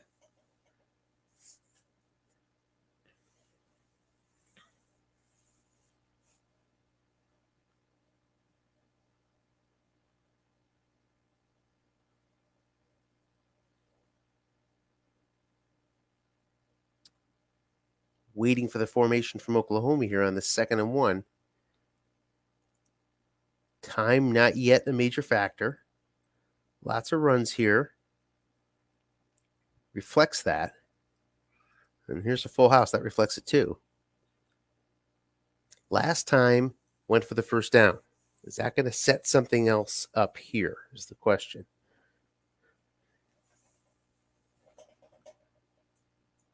Oklahoma looked across Philadelphia. Philadelphia probably very happy to give the first down here. Not a big deal. It's a flat pass to Komet. So pulls the string just a little bit with a pass. And it's a flat pass.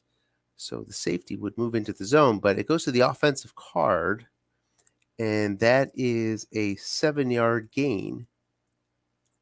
And a first down up to the 20-yard line. Oklahoma on the move, trying to climb back in, 20 yards out, 9 minutes left. The defensive calls on the next drive loom, but that's not what you need to worry about right now. Got to get into the end zone. Too tight against the nickel. Henderson in the backfield with his 4 carries left till fatigue level number 1.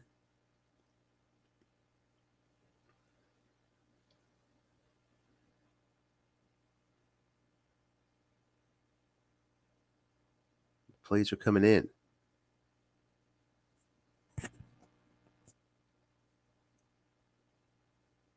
Is he going to stick with the run and really start to drain Henderson? Or look for a different option? It's a line buck to Henderson. Draw. Guessed wrong. Nobody there. Back to the center. He's going to make another block. It's another 9 yards. Well, that's something that comes up often. Sometimes these centers get in a roll. And it's certainly been happening here. 3 center blocks for 27 total yards on this drive for Oklahoma. Now they sit at the Philadelphia 11 with 8:24 left.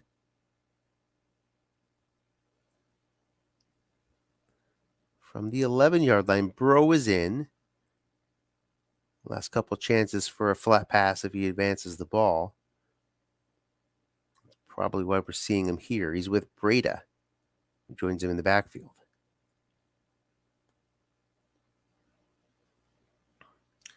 3-3-5 for Philly. Not going to take advantage of that extra linebacker here. Flat pass Breda. One man there guessed right. It's complete for 6 yards on Breda's card. So it's a first down at the 5. for Oklahoma. Clock down to 7:48.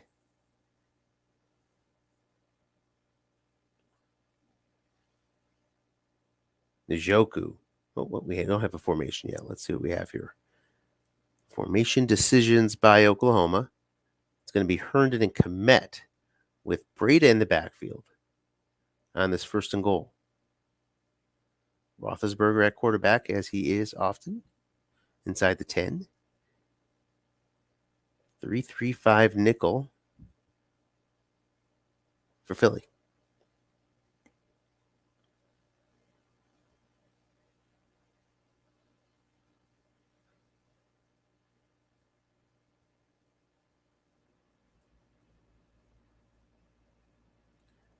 End run Brady. He's keyed. There is also a man there, so it's an effective key. It's going to be up to the linebacker.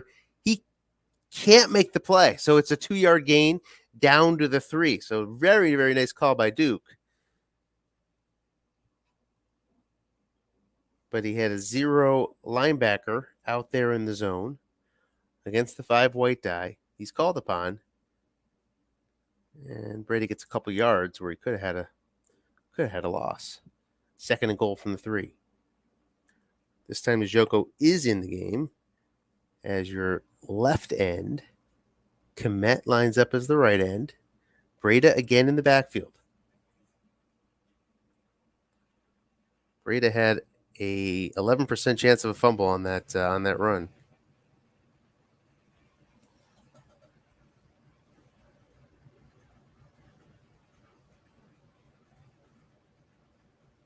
So working the ends and avoiding the middle of that 3-4. This time goes right into the teeth of it. The center is called upon, and that makes sense. That's a fitting end of the drive. Touchdown, Oklahoma. Blythe makes his 4th block of the drive. And it's 24-19, pending a likely 2-point conversion attempt. 6:54 left. What will we see Oklahoma do here?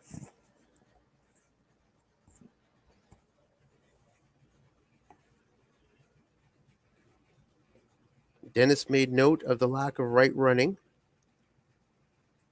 for Oklahoma, but not much of a choice with 6:54 left.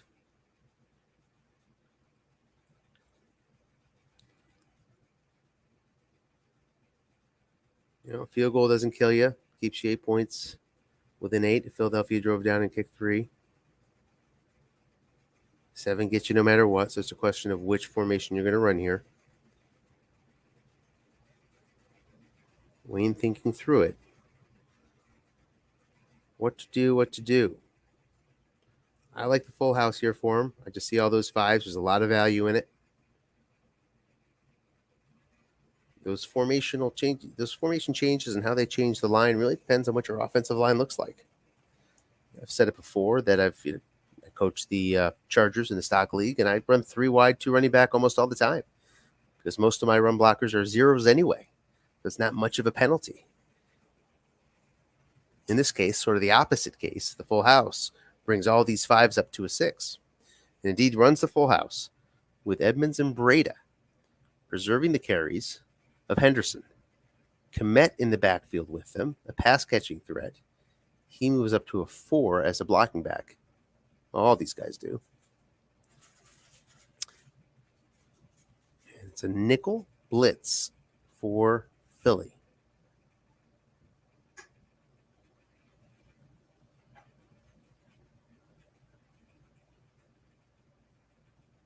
Here comes the call. It's a short pass. Guessed wrong. Njoku. Incomplete.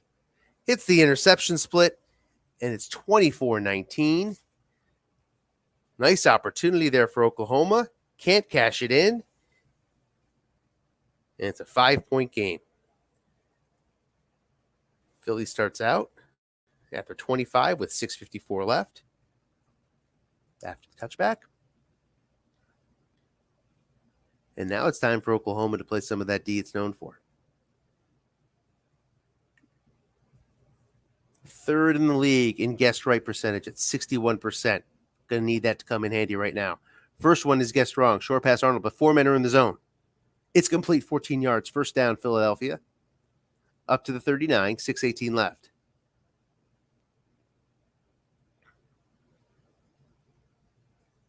That good D with 4 men in the zone does yield a nice interception percentage. But it went to Minshew's card, where he has plenty of completions, 3 through 7 and 12. Off tackle Henry guessed wrong, goes to the defensive card though. But Eric Fisher makes the block on the 6 white die, and it's 4-yard gain, 2nd and 6. Every yard matters at this point. Every series of downs matters at this point.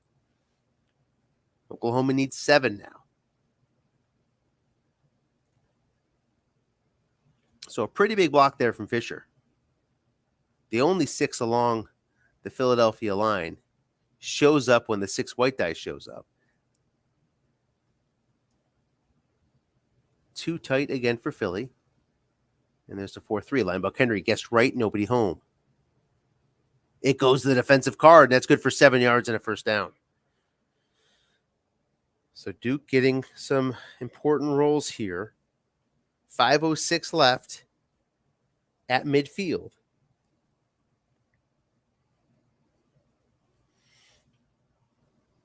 As that clock dwindles down, Oklahoma, though, still has chances. Looking past Lockett. It's guessed right. 1 man there, 4 yards. We're under 5 minutes now. 2nd and 6 from Oklahoma's 46-yard line.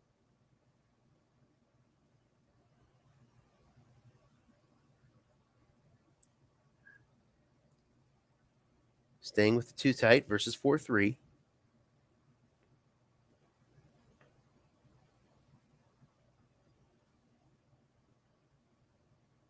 Short yardage D against Henry, but there's nobody in that linebacker zone. It goes to Henry's card, no gain. 3rd and 6. Oklahoma finally gets a pretty good shot here to get the ball back. Key play. Neither of these teams were good on 3rd down in the first half. You can't say that they turned it around, but we've seen some key 3rd down conversions, including in Philadelphia's last drive. Can they get one here? You don't want to punt to Gunner. At least Philadelphia has earned decent coffin corner field position by getting to Oklahoma's 46. It's very good coffin corner positioning. So you have to feel good about the chance of avoiding a Gunner punt return. Flat pass to Eifert. 2 men are there, guessed right. This sets up well for Oklahoma. It's 2 yards, so 4th and 4 from Oklahoma's 44. We'll see Sam Koch and the punting unit come on and attempt the coffin corner. 48 yards, and Gunner can return it. He gets the chance from the 11. Here it comes. It's a fair catch.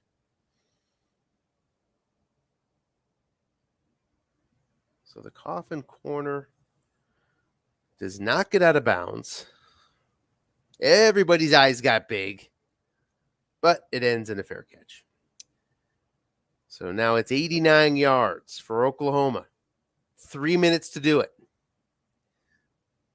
Roethlisberger at quarterback. Henderson in the backfield. Likely not thinking about fatigue here. A yard does not matter unless you get into short yardage scenarios. Flat pass to Henderson. Incomplete. He finds that 10 on Ben's card. Kind of the reason why we see Burrow from time to time is that 10. It's 2nd and 10 now, 2:42 left.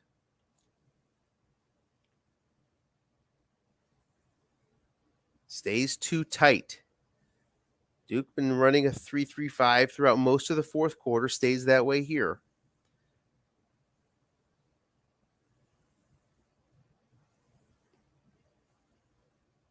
The 4 free safety.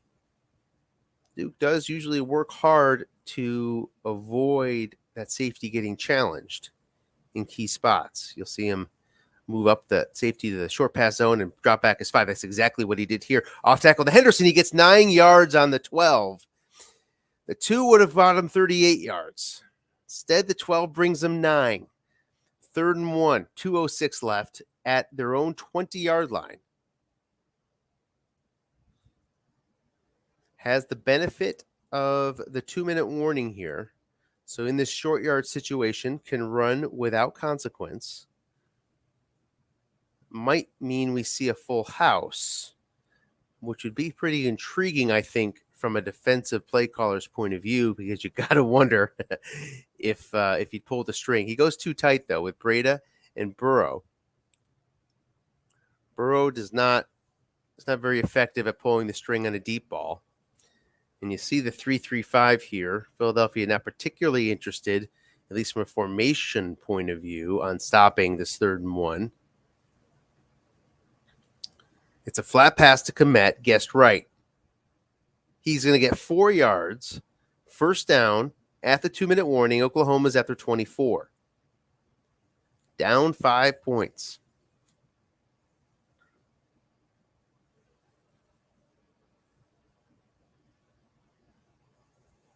Roethlisberger back into the game. 3 wide now with Edmonds.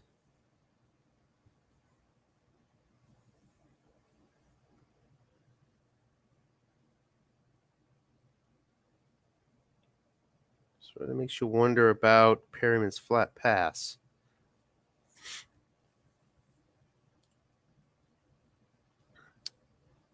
First and 10.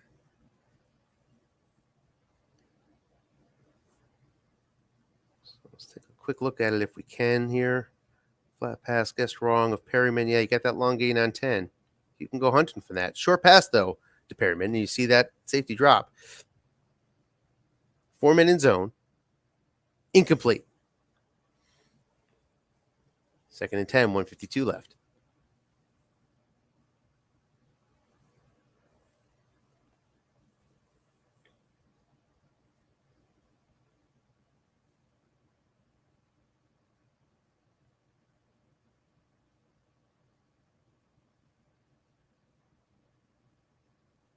Formation decisions. Sticks with 3 wide. Moreau as the tight end. Henderson in the backfield. Ben at quarterback.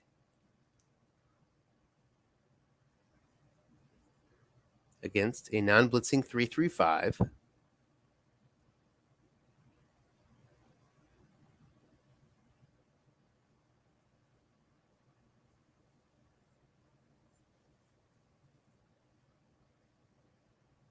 Needs 76 yards in 1:52. That's not a reason to throw deep every time. You have options. And run Henderson. Nobody there guessed wrong. 4 white die. Oh my! And one of the least ideal readings is the defensive end -2 or +3. Akeem Hicks makes the play, loses 2, 3rd and 12. It's a little silver lining though, is that Henderson did get out of bounds. 1:45 left, 3rd and 12. So needs 12 yards in 2 plays. It's Edmonds with Roethlisberger in a shotgun 3 wide. Short pass, Perryman, 3 men in zone. Incomplete on Ben's card. The 6 shows up. That's the blank in the middle of the card for Ben. 4th and 12.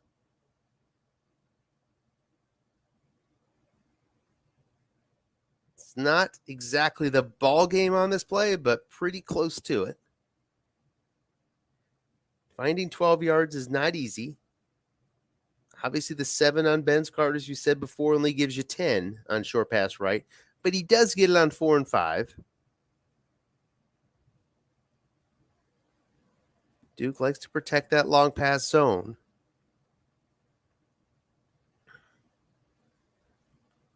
Receivers are all good yardage receivers, so they can do it too.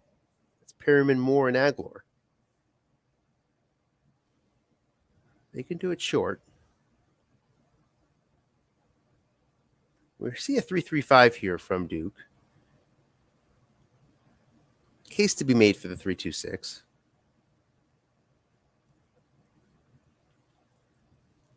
And challenging him on the look-in.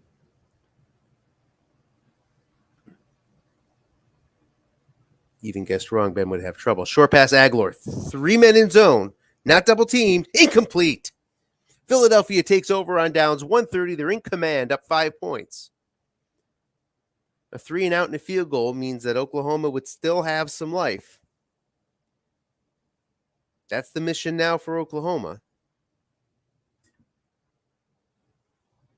Full house. That takes away the flat pass.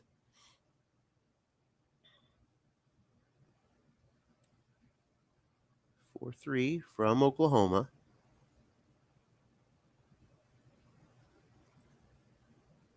End run. Henry, guessed right.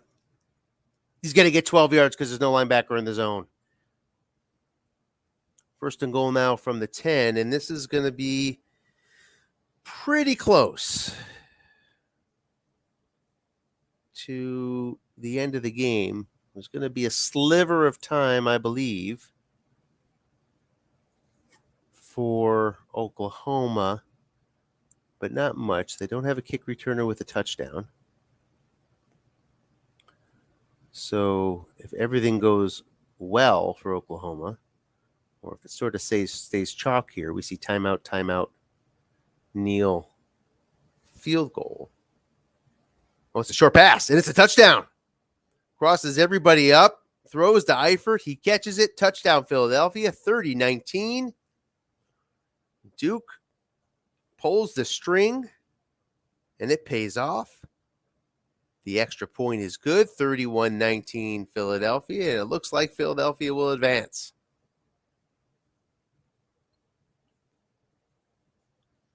Take that touchback. No, runs it out with Homer. Clock down now to 1 minute. Gets 28 yards. Down 12 points. 2 timeouts for Oklahoma. Field goal does no good. You need 2 touchdowns in a minute. Looking past Perryman. Hunting for that long gain. Doesn't get it. 2nd and 7.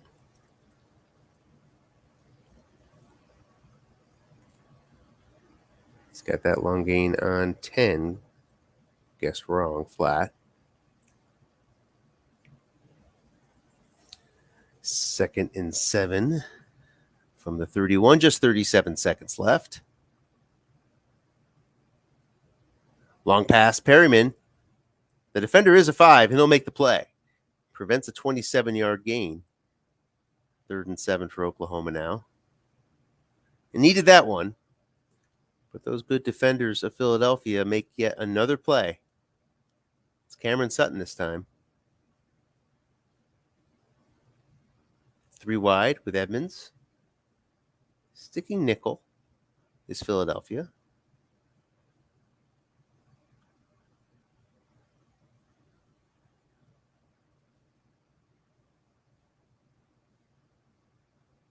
Long pass, Moore, 1 man back there. And he gets 29 yards on Moore's card. And that'll bring him into Hail Mary range at the Philadelphia 40 with 30 seconds left. So needs to find Ben's 9 here. Sorry, 15 seconds left. So is it even possible? Let's see here. Yeah, I guess it is. But needs to score on this play.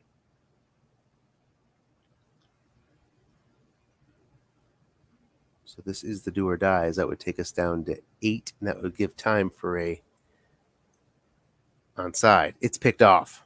Cameron Sutton intercepts the pass. Philadelphia will likely just sit on that ball. They do, and they'll kneel from here, and Philadelphia is headed to the Frozen Tundra semifinal round. Who will they face? Well, we don't know yet. Tomorrow, the game between San Antonio and New York will kick off in the evening, somewhere in the 7 to 9 p.m. Eastern time range. And then we will know who Philadelphia face, who all these teams will face. If New York wins, then they'll face the Eagles. If San Antonio wins, then they will face Seattle, and Philadelphia will instead face Cincinnati. So that will be determined in the 4th and final quarterfinal game tomorrow night. And we have a final from Philadelphia. The Eagles advance with a 31-19 win. Congratulations to Duke, who's racking up the wins in the Oops Leagues and chance for another championship after yesterday's championship over in Autumn Wind.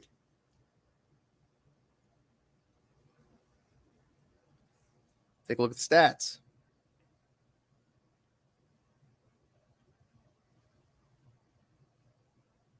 Pretty even ball game.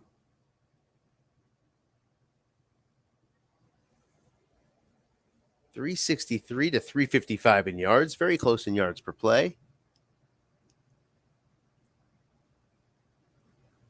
As much as that fourth down conversion hurt Oklahoma at the end of the first half, they got those 7 points right back.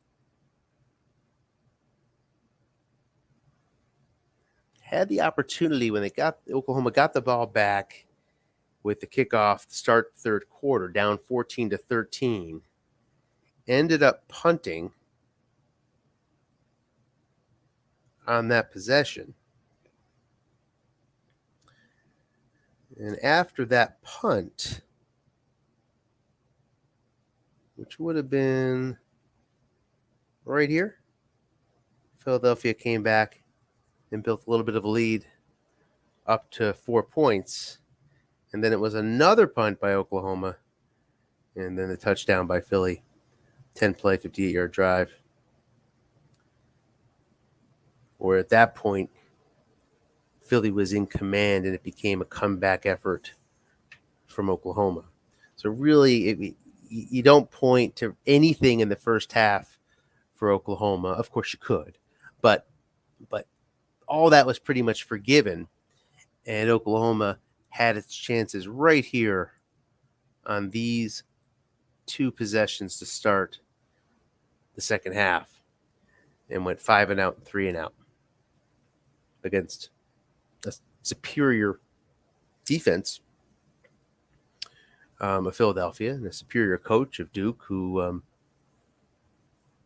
drew those 2 punts.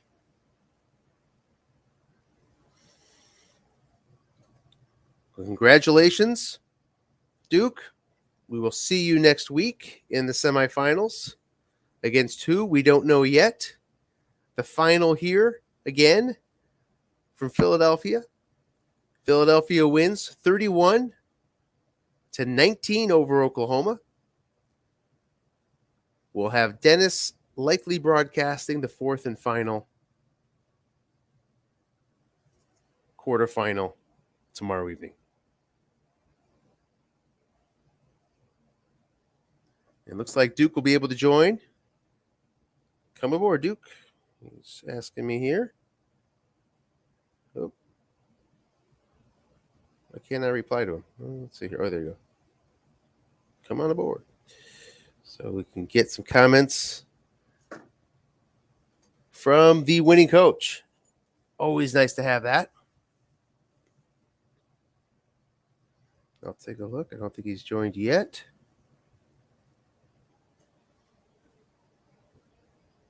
We await Duke's arrival. Should be here shortly.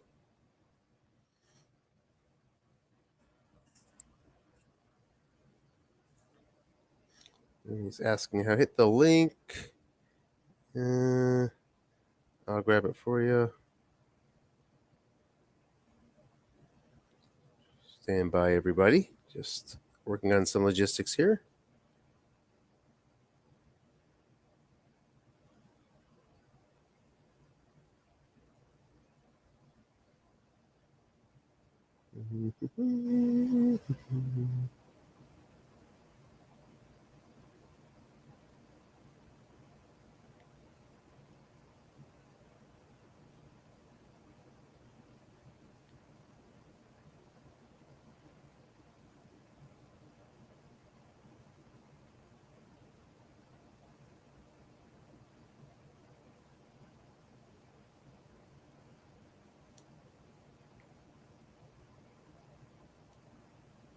Okay.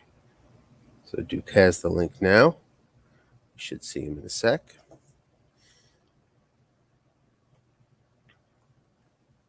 Till he joins, we'll just take a look at a few more stats here. Oh, there's Duke. Me? There you are. Congratulations. Well, thank you. Nice win. Yeah, it was tough there for a while. There you are. Wayne's a tough coach. Congratulations. Can you hear me? I can hear you, but I get a little feedback. If you have it on somewhere else. There you are. Wayne's a tough coach. Can you hear me? I can hear you, but I get a little feedback. If you have it on somewhere else. I'm trying to see where else. I get a little feedback. If you have it on somewhere else. I think you might have another link up with it on. I'm trying to see where else. Yeah, I think I opened up 2 links. Let me just close down and get me back in. Link up. Okay. All right, so Duke will be with us in just a second, hopefully. Until then, we will go back to the stats. Pass rush really not a factor. Had that 1 sack down at the goal line. But Derrick Henry came right back with a 7-yard run to wipe out the effectiveness of that sack. And here comes Duke. Okay, how's that? Oh, can't hear you. Is your mic on? I don't see you're muted here. Check your mic. Sure it's on.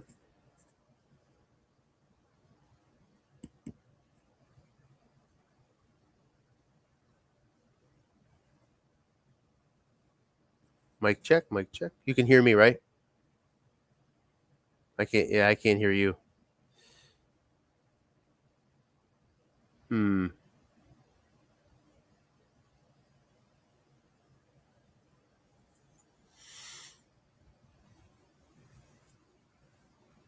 Keep on looking around to see if you can see. I mean, it was just working a second ago.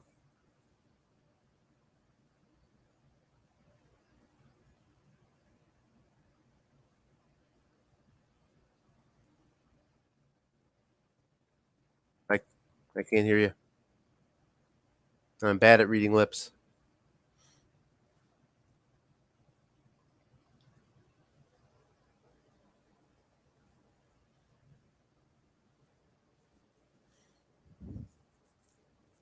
Hello, hello.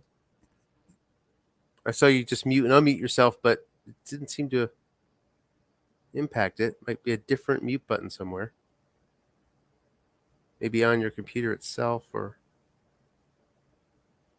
not in StreamYard, but your computer.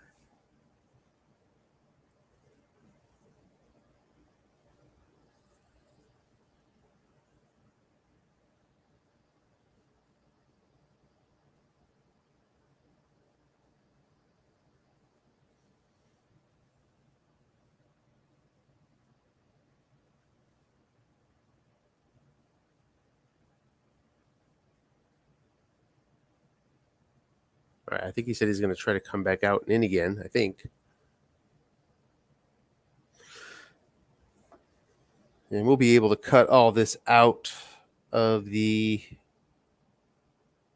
link that comes up.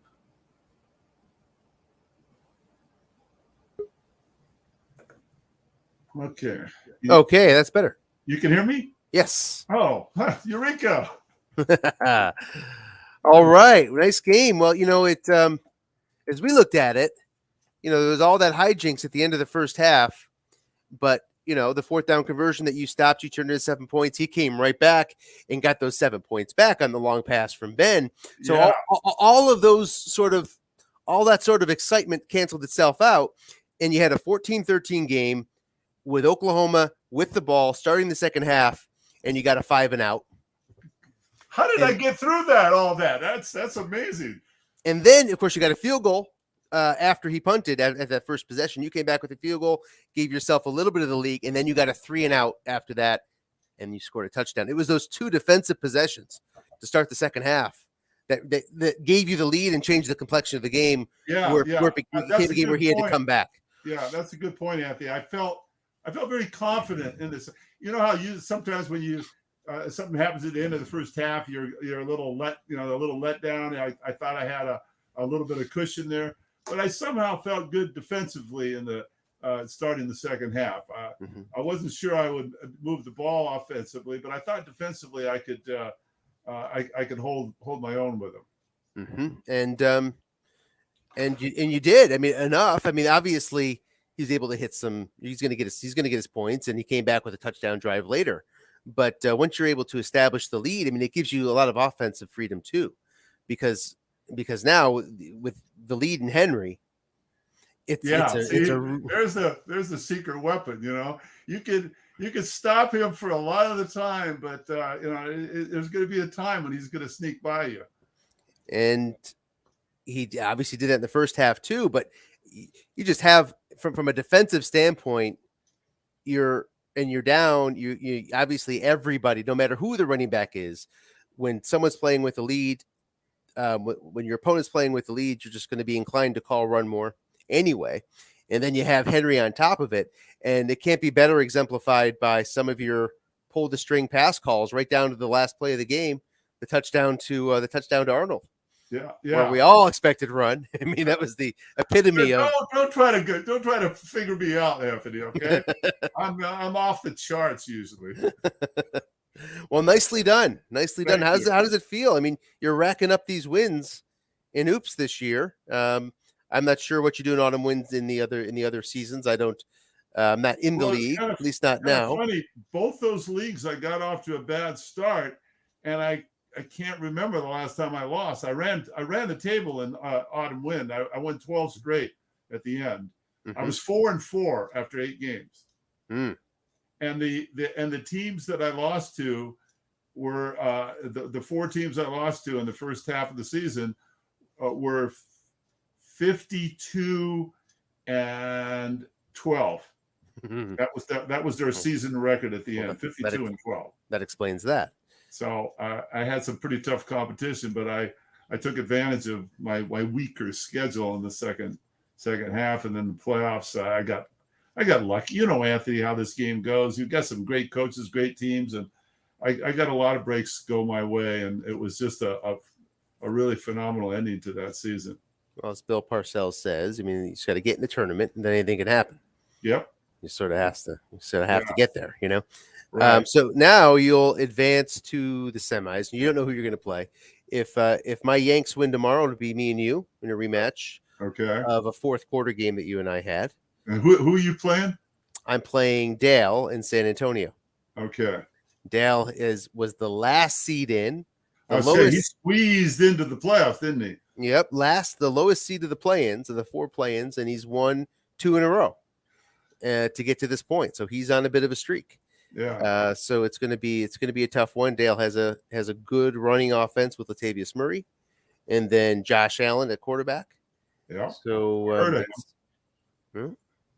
it'll be a bit of a challenge. If I lose, then you will face Cincinnati, the team that came back against Portland last week. Yeah. Wow. What a game that was. Oh my gosh. And, you know, I think we can all say that we're happy Portland's not in it anymore, which isn't a shot on anybody. Chubb and Kamara? Oh, my God. Kamara, Chubb, and Rodgers, I wanted nothing to do with that team. I know. I was going to say, you don't generally root for teams. I'm thinking, that's not a team I really want to face. Well, especially your team and my team, because I don't think you have much pass rush, right, on your team? No, I don't. Yeah, neither do I. Yeah. So with little pass rush, the one way you can get to Portland is with pass rush. Yeah. That's the one way you can stop that team. And both of us, we don't have that. Yeah. So it would have been a particularly tough matchup for Philadelphia or New York, my team, to face Portland. And now we don't have to worry about that.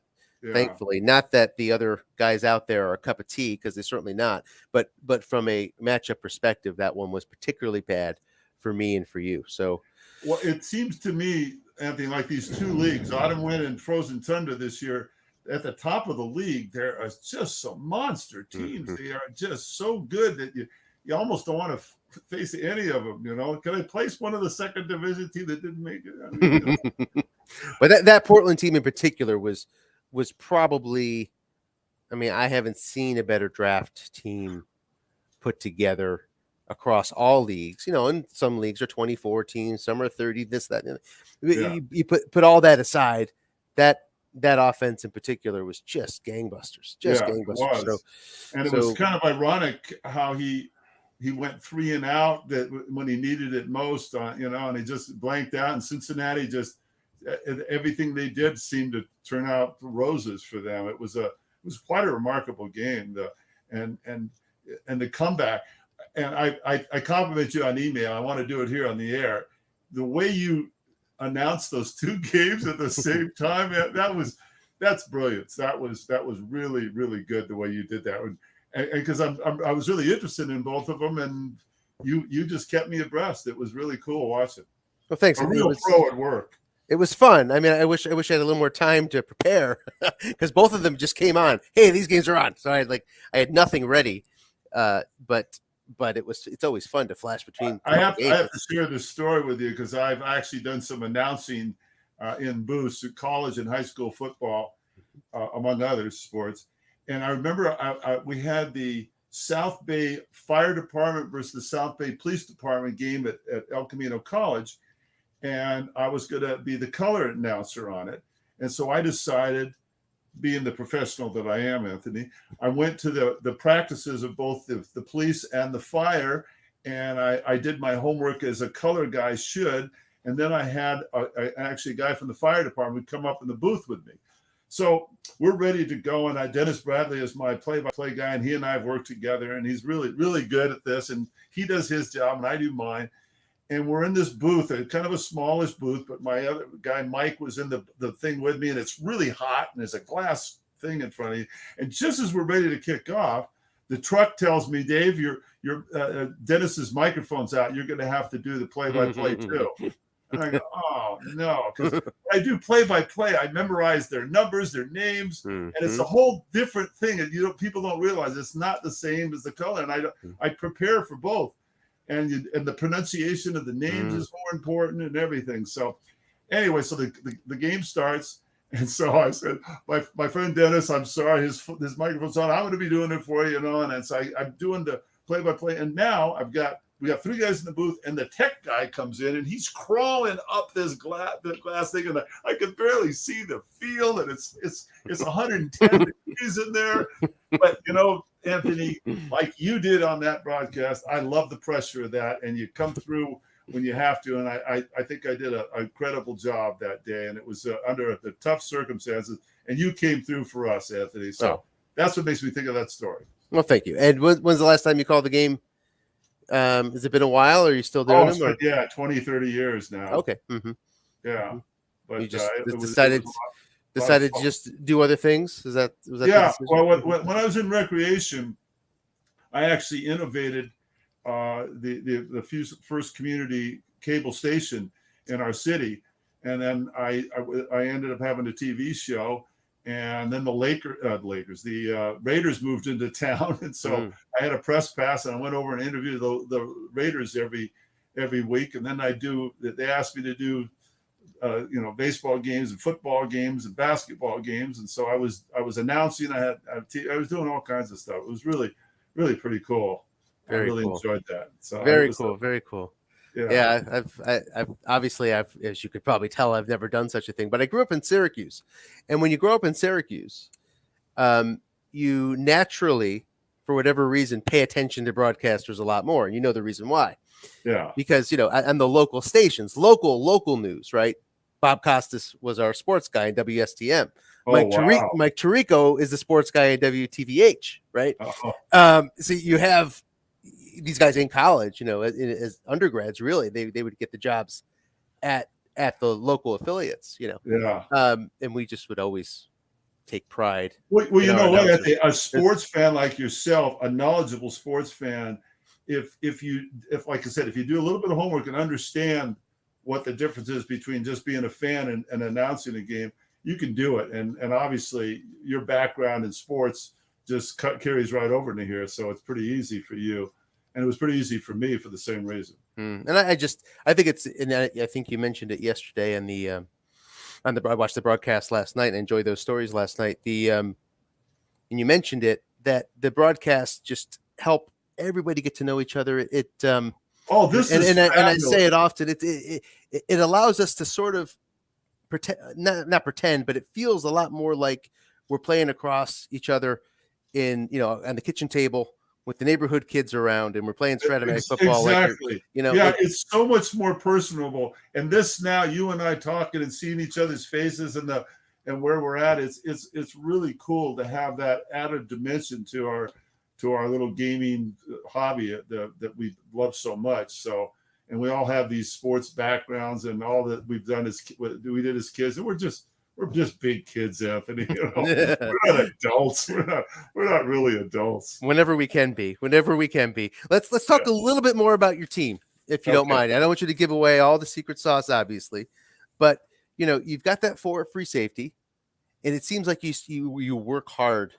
You work hard to cover that up, because you're excellent in every other part of your defense. Every other we get 5s and 6 everywhere. Lots of 5s in particular. So it seems like you're really working hard to make sure that doesn't come and bite you. That free safety. It's interesting about a free safety in our game. When you've got a 6 free safety, you play the game totally different than when you have a 4 free safety. So the 4, you use him in a double team fashion much more often. But you have to vary it. So I make sure that I mix it up where you don't know who I'm double teaming and with who I'm going to be doing that. And when I get to the fourth quarter and I get to third down, I pull that 5 off my bench as my slot corner, and it makes it really tough because now my 4 is a wild card, and not as and I can place him and put him anywhere.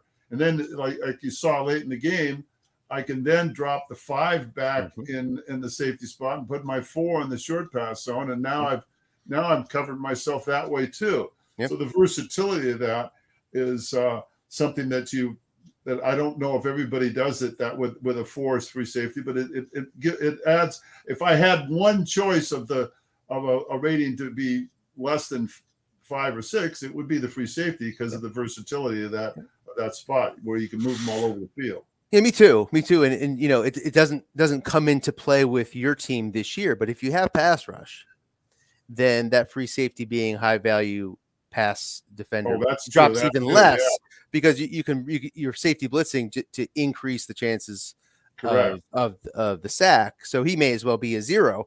As a matter of fact, some teams that I've had over the years, that's exactly been the philosophy, where I can make that choice. And I just did that in Battle Royale, which is the league that Dennis runs, where it chose the defense only because they hit 0 free safety and they were good at the corner. So I knew I'd be blitzing all the time. So that free safety's up at the line anyway, That's a very, very interesting way that you've been used. I've been noticing, of course, in our game, I noticed in this game tonight. And talk a bit about, if you don't mind, the threat, because it got you tonight and it's going to get you again. It gets me too, which is the dump off. With the lack of pass rush, what are your thoughts on defending against that with this team? It's a necessary evil. It's very hard to account for. So you just have to factor it in with your game plan. But there's really not much you can do to soften the blow of that. And when you have a lot of 6s and 5s in the linebacker zone, gives you a chance to call more run than normally you would. If you got somebody that's not a mad bomber, that's gonna test your the deep secondary. So I try to modulate the run calls with the just default pass coverage that I have at that linebacker slot. It's really advantageous to have 2 6s in your linebacker slot zones. Yeah, and you had some correct double teams that got stymied on third down by the dump off tonight. I mean, you did everything right, and it still It still came Yeah, out. yeah, that is a pisser when you double team the guy and he hits that. But once again, I don't let that bother me. I just kind of trudge on and expect that there's going to be those things happen. And I adopted that, Anthony, from the face-to-face game, because very early on you realize the emotional makeup of humans, and the people we play are real competitive sports guys. And I would look at that reaction they'd have when something bad would happen to them. I'm thinking, you know what? I'm going to take advantage of that. And so I don't feel sorry for you when you are just. I will go at you more that way, knowing that you're susceptible. You're a little bit strung out, and so when it happens to me, I try to just blank it out. I know it's hard, but I try to say to myself, okay, that happens to all of us. So what? Let's go on with the next one. So I don't let that affect me emotionally, as it does some people. And once again, I've gleaned that from all the face-to-face games I played over the years. I remember this one guy that played in our league named Ray Perry, and Ray was just a psycho case, and I felt so bad for him. We must have played dozens of times, Anthony. I don't think he ever beat me. I don't think Any property damage? I at night when I go to bed, I sort of ask for forgiveness for that sometimes. But I was merciless with old Ray, But it's something that you can almost sense it through the computer when the guy's getting some bad breaks, and you try to see if you can get an edge that way by taking advantage of that situation. Sure. Notice too that you went to the 3-3-5 pretty early in the fourth quarter, pretty much your first opportunity.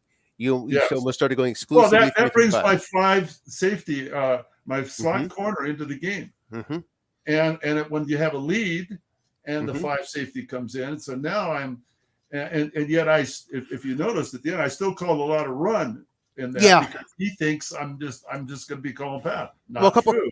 So if he had Derrick Henry, though, not Derrick Henry, it's a bad example because he's an extreme, but he had Henderson, who was limited on carries. Did that factor into it at all, or was it all about the five slot? Well, that factors in a little bit. Yeah, guys that have limited carries, I like to see if I can run them out a little bit of carries by letting them run a little bit, and I'll kind of monitor whether they're being conservative, because what usually guys do is they limit their carries in the first half so they can have enough left in the second half for their limited carries guys. So I'm kind of in my mind, I'm monitoring, is he overusing it? And if he is, I'm looking to see when's he going to run out of carries, and then I can really clamp down on the pass.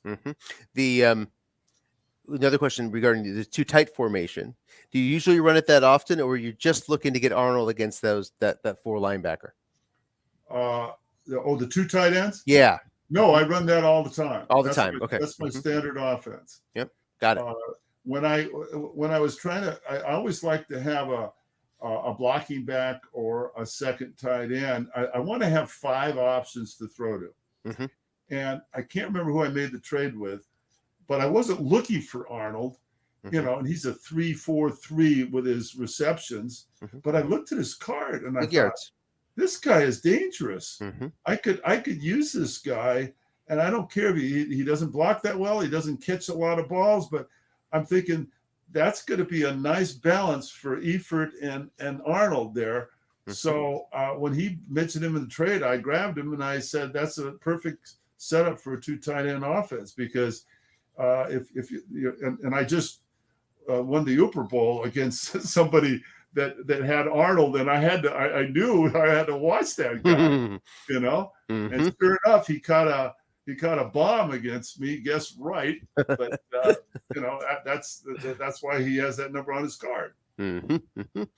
So, but very, very astute observations you make, because once again you've done this for so long. But though he was definitely a key to my offense when I was building it. Yeah, I mean, it was interesting because that was your only four matchup. I mean, it was he has a loaded D just like you do, and right. And I noticed, and I always was wondering, do people notice what you do? And I saw him; he double teamed Arnold the very first call of his game, So I didn't go to him, thinking, I wonder if he's going to, really watch him carefully. So I knew right away that he was aware of Arnold.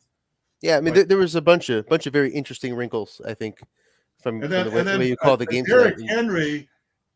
If you look at the stat, I got more use out of Henry receiving than a lot of people would expect, because he generally has a pretty weak defender on him. Yeah. Mm-hmm. And I love the fact that he's got that 53-yarder on him, so he can go a little ways if he catches you. Guessed right or wrong. He takes some of the heat off of my other receivers too. So it's a good balanced offense where I can, with Minshew being a decent quarterback. You just can't. You got to be very careful how much you want to clamp down on Henry. And let's talk about that for a second, Minshew. So you and I, we were talking in the offseason about quarterbacks, and turned out you were going for one and I was going for one, so we couldn't talk about it that much when it was all said and done. But who else were you looking at? Do you remember? And how did you wind up with Minshew? He was offered to me and I don't remember who I got him from, but I really wasn't. It was the last thing I did was looking, so I wasn't like actively looking. I was trying to build that defense in the kind of 3-4 defense I like to run, and it happened a couple of years ago in Frozen Thunder 2, where I got Joe Flacco at the very end of the season to just add to my weak quarterback position. So I don't think I was really looking at many other quarterbacks, and he kind of offered to me early, and I sort of looked around. I can't remember who else I was looking for, but I looked at some other quarterbacks, and then I thought, well, I'll take Minshew. That's fine enough. It turns out, I mean, if you look around different leagues, I mean, he's on a lot of playoff teams.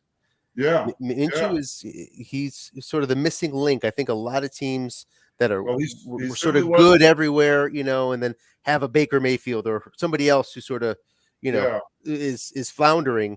So you have to trade for somebody. Minshew seemed to be that guy this year, and over again you see him in the playoffs performing. Oh, I didn't know that. Well, here he is again.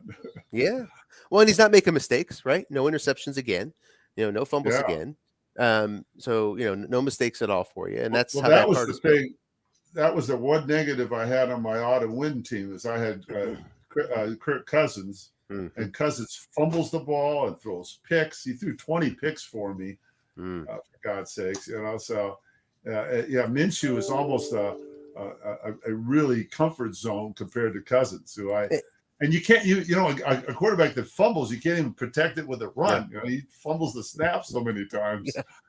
Well, last night they mentioned that a lot during the broadcast, that they were assuming you weren't looking deep because of the automatic interception on 12 and the almost automatic interception on 11. And I'm wondering, I don't know if you got asked the question or not, but I was wondering, I mean, is that actually driving you with Cousins not to throw the long? Is that enough of a deterrent? Because for me, that does not reach the level of truly deterring me from taking advantage of a lot of zero men in zone long pass situations. I would still fire away. I kind of disagreed with that bit, but I don't know. I mean, you could easily take that position and not throw deep. No, I took that position. I did worry about that.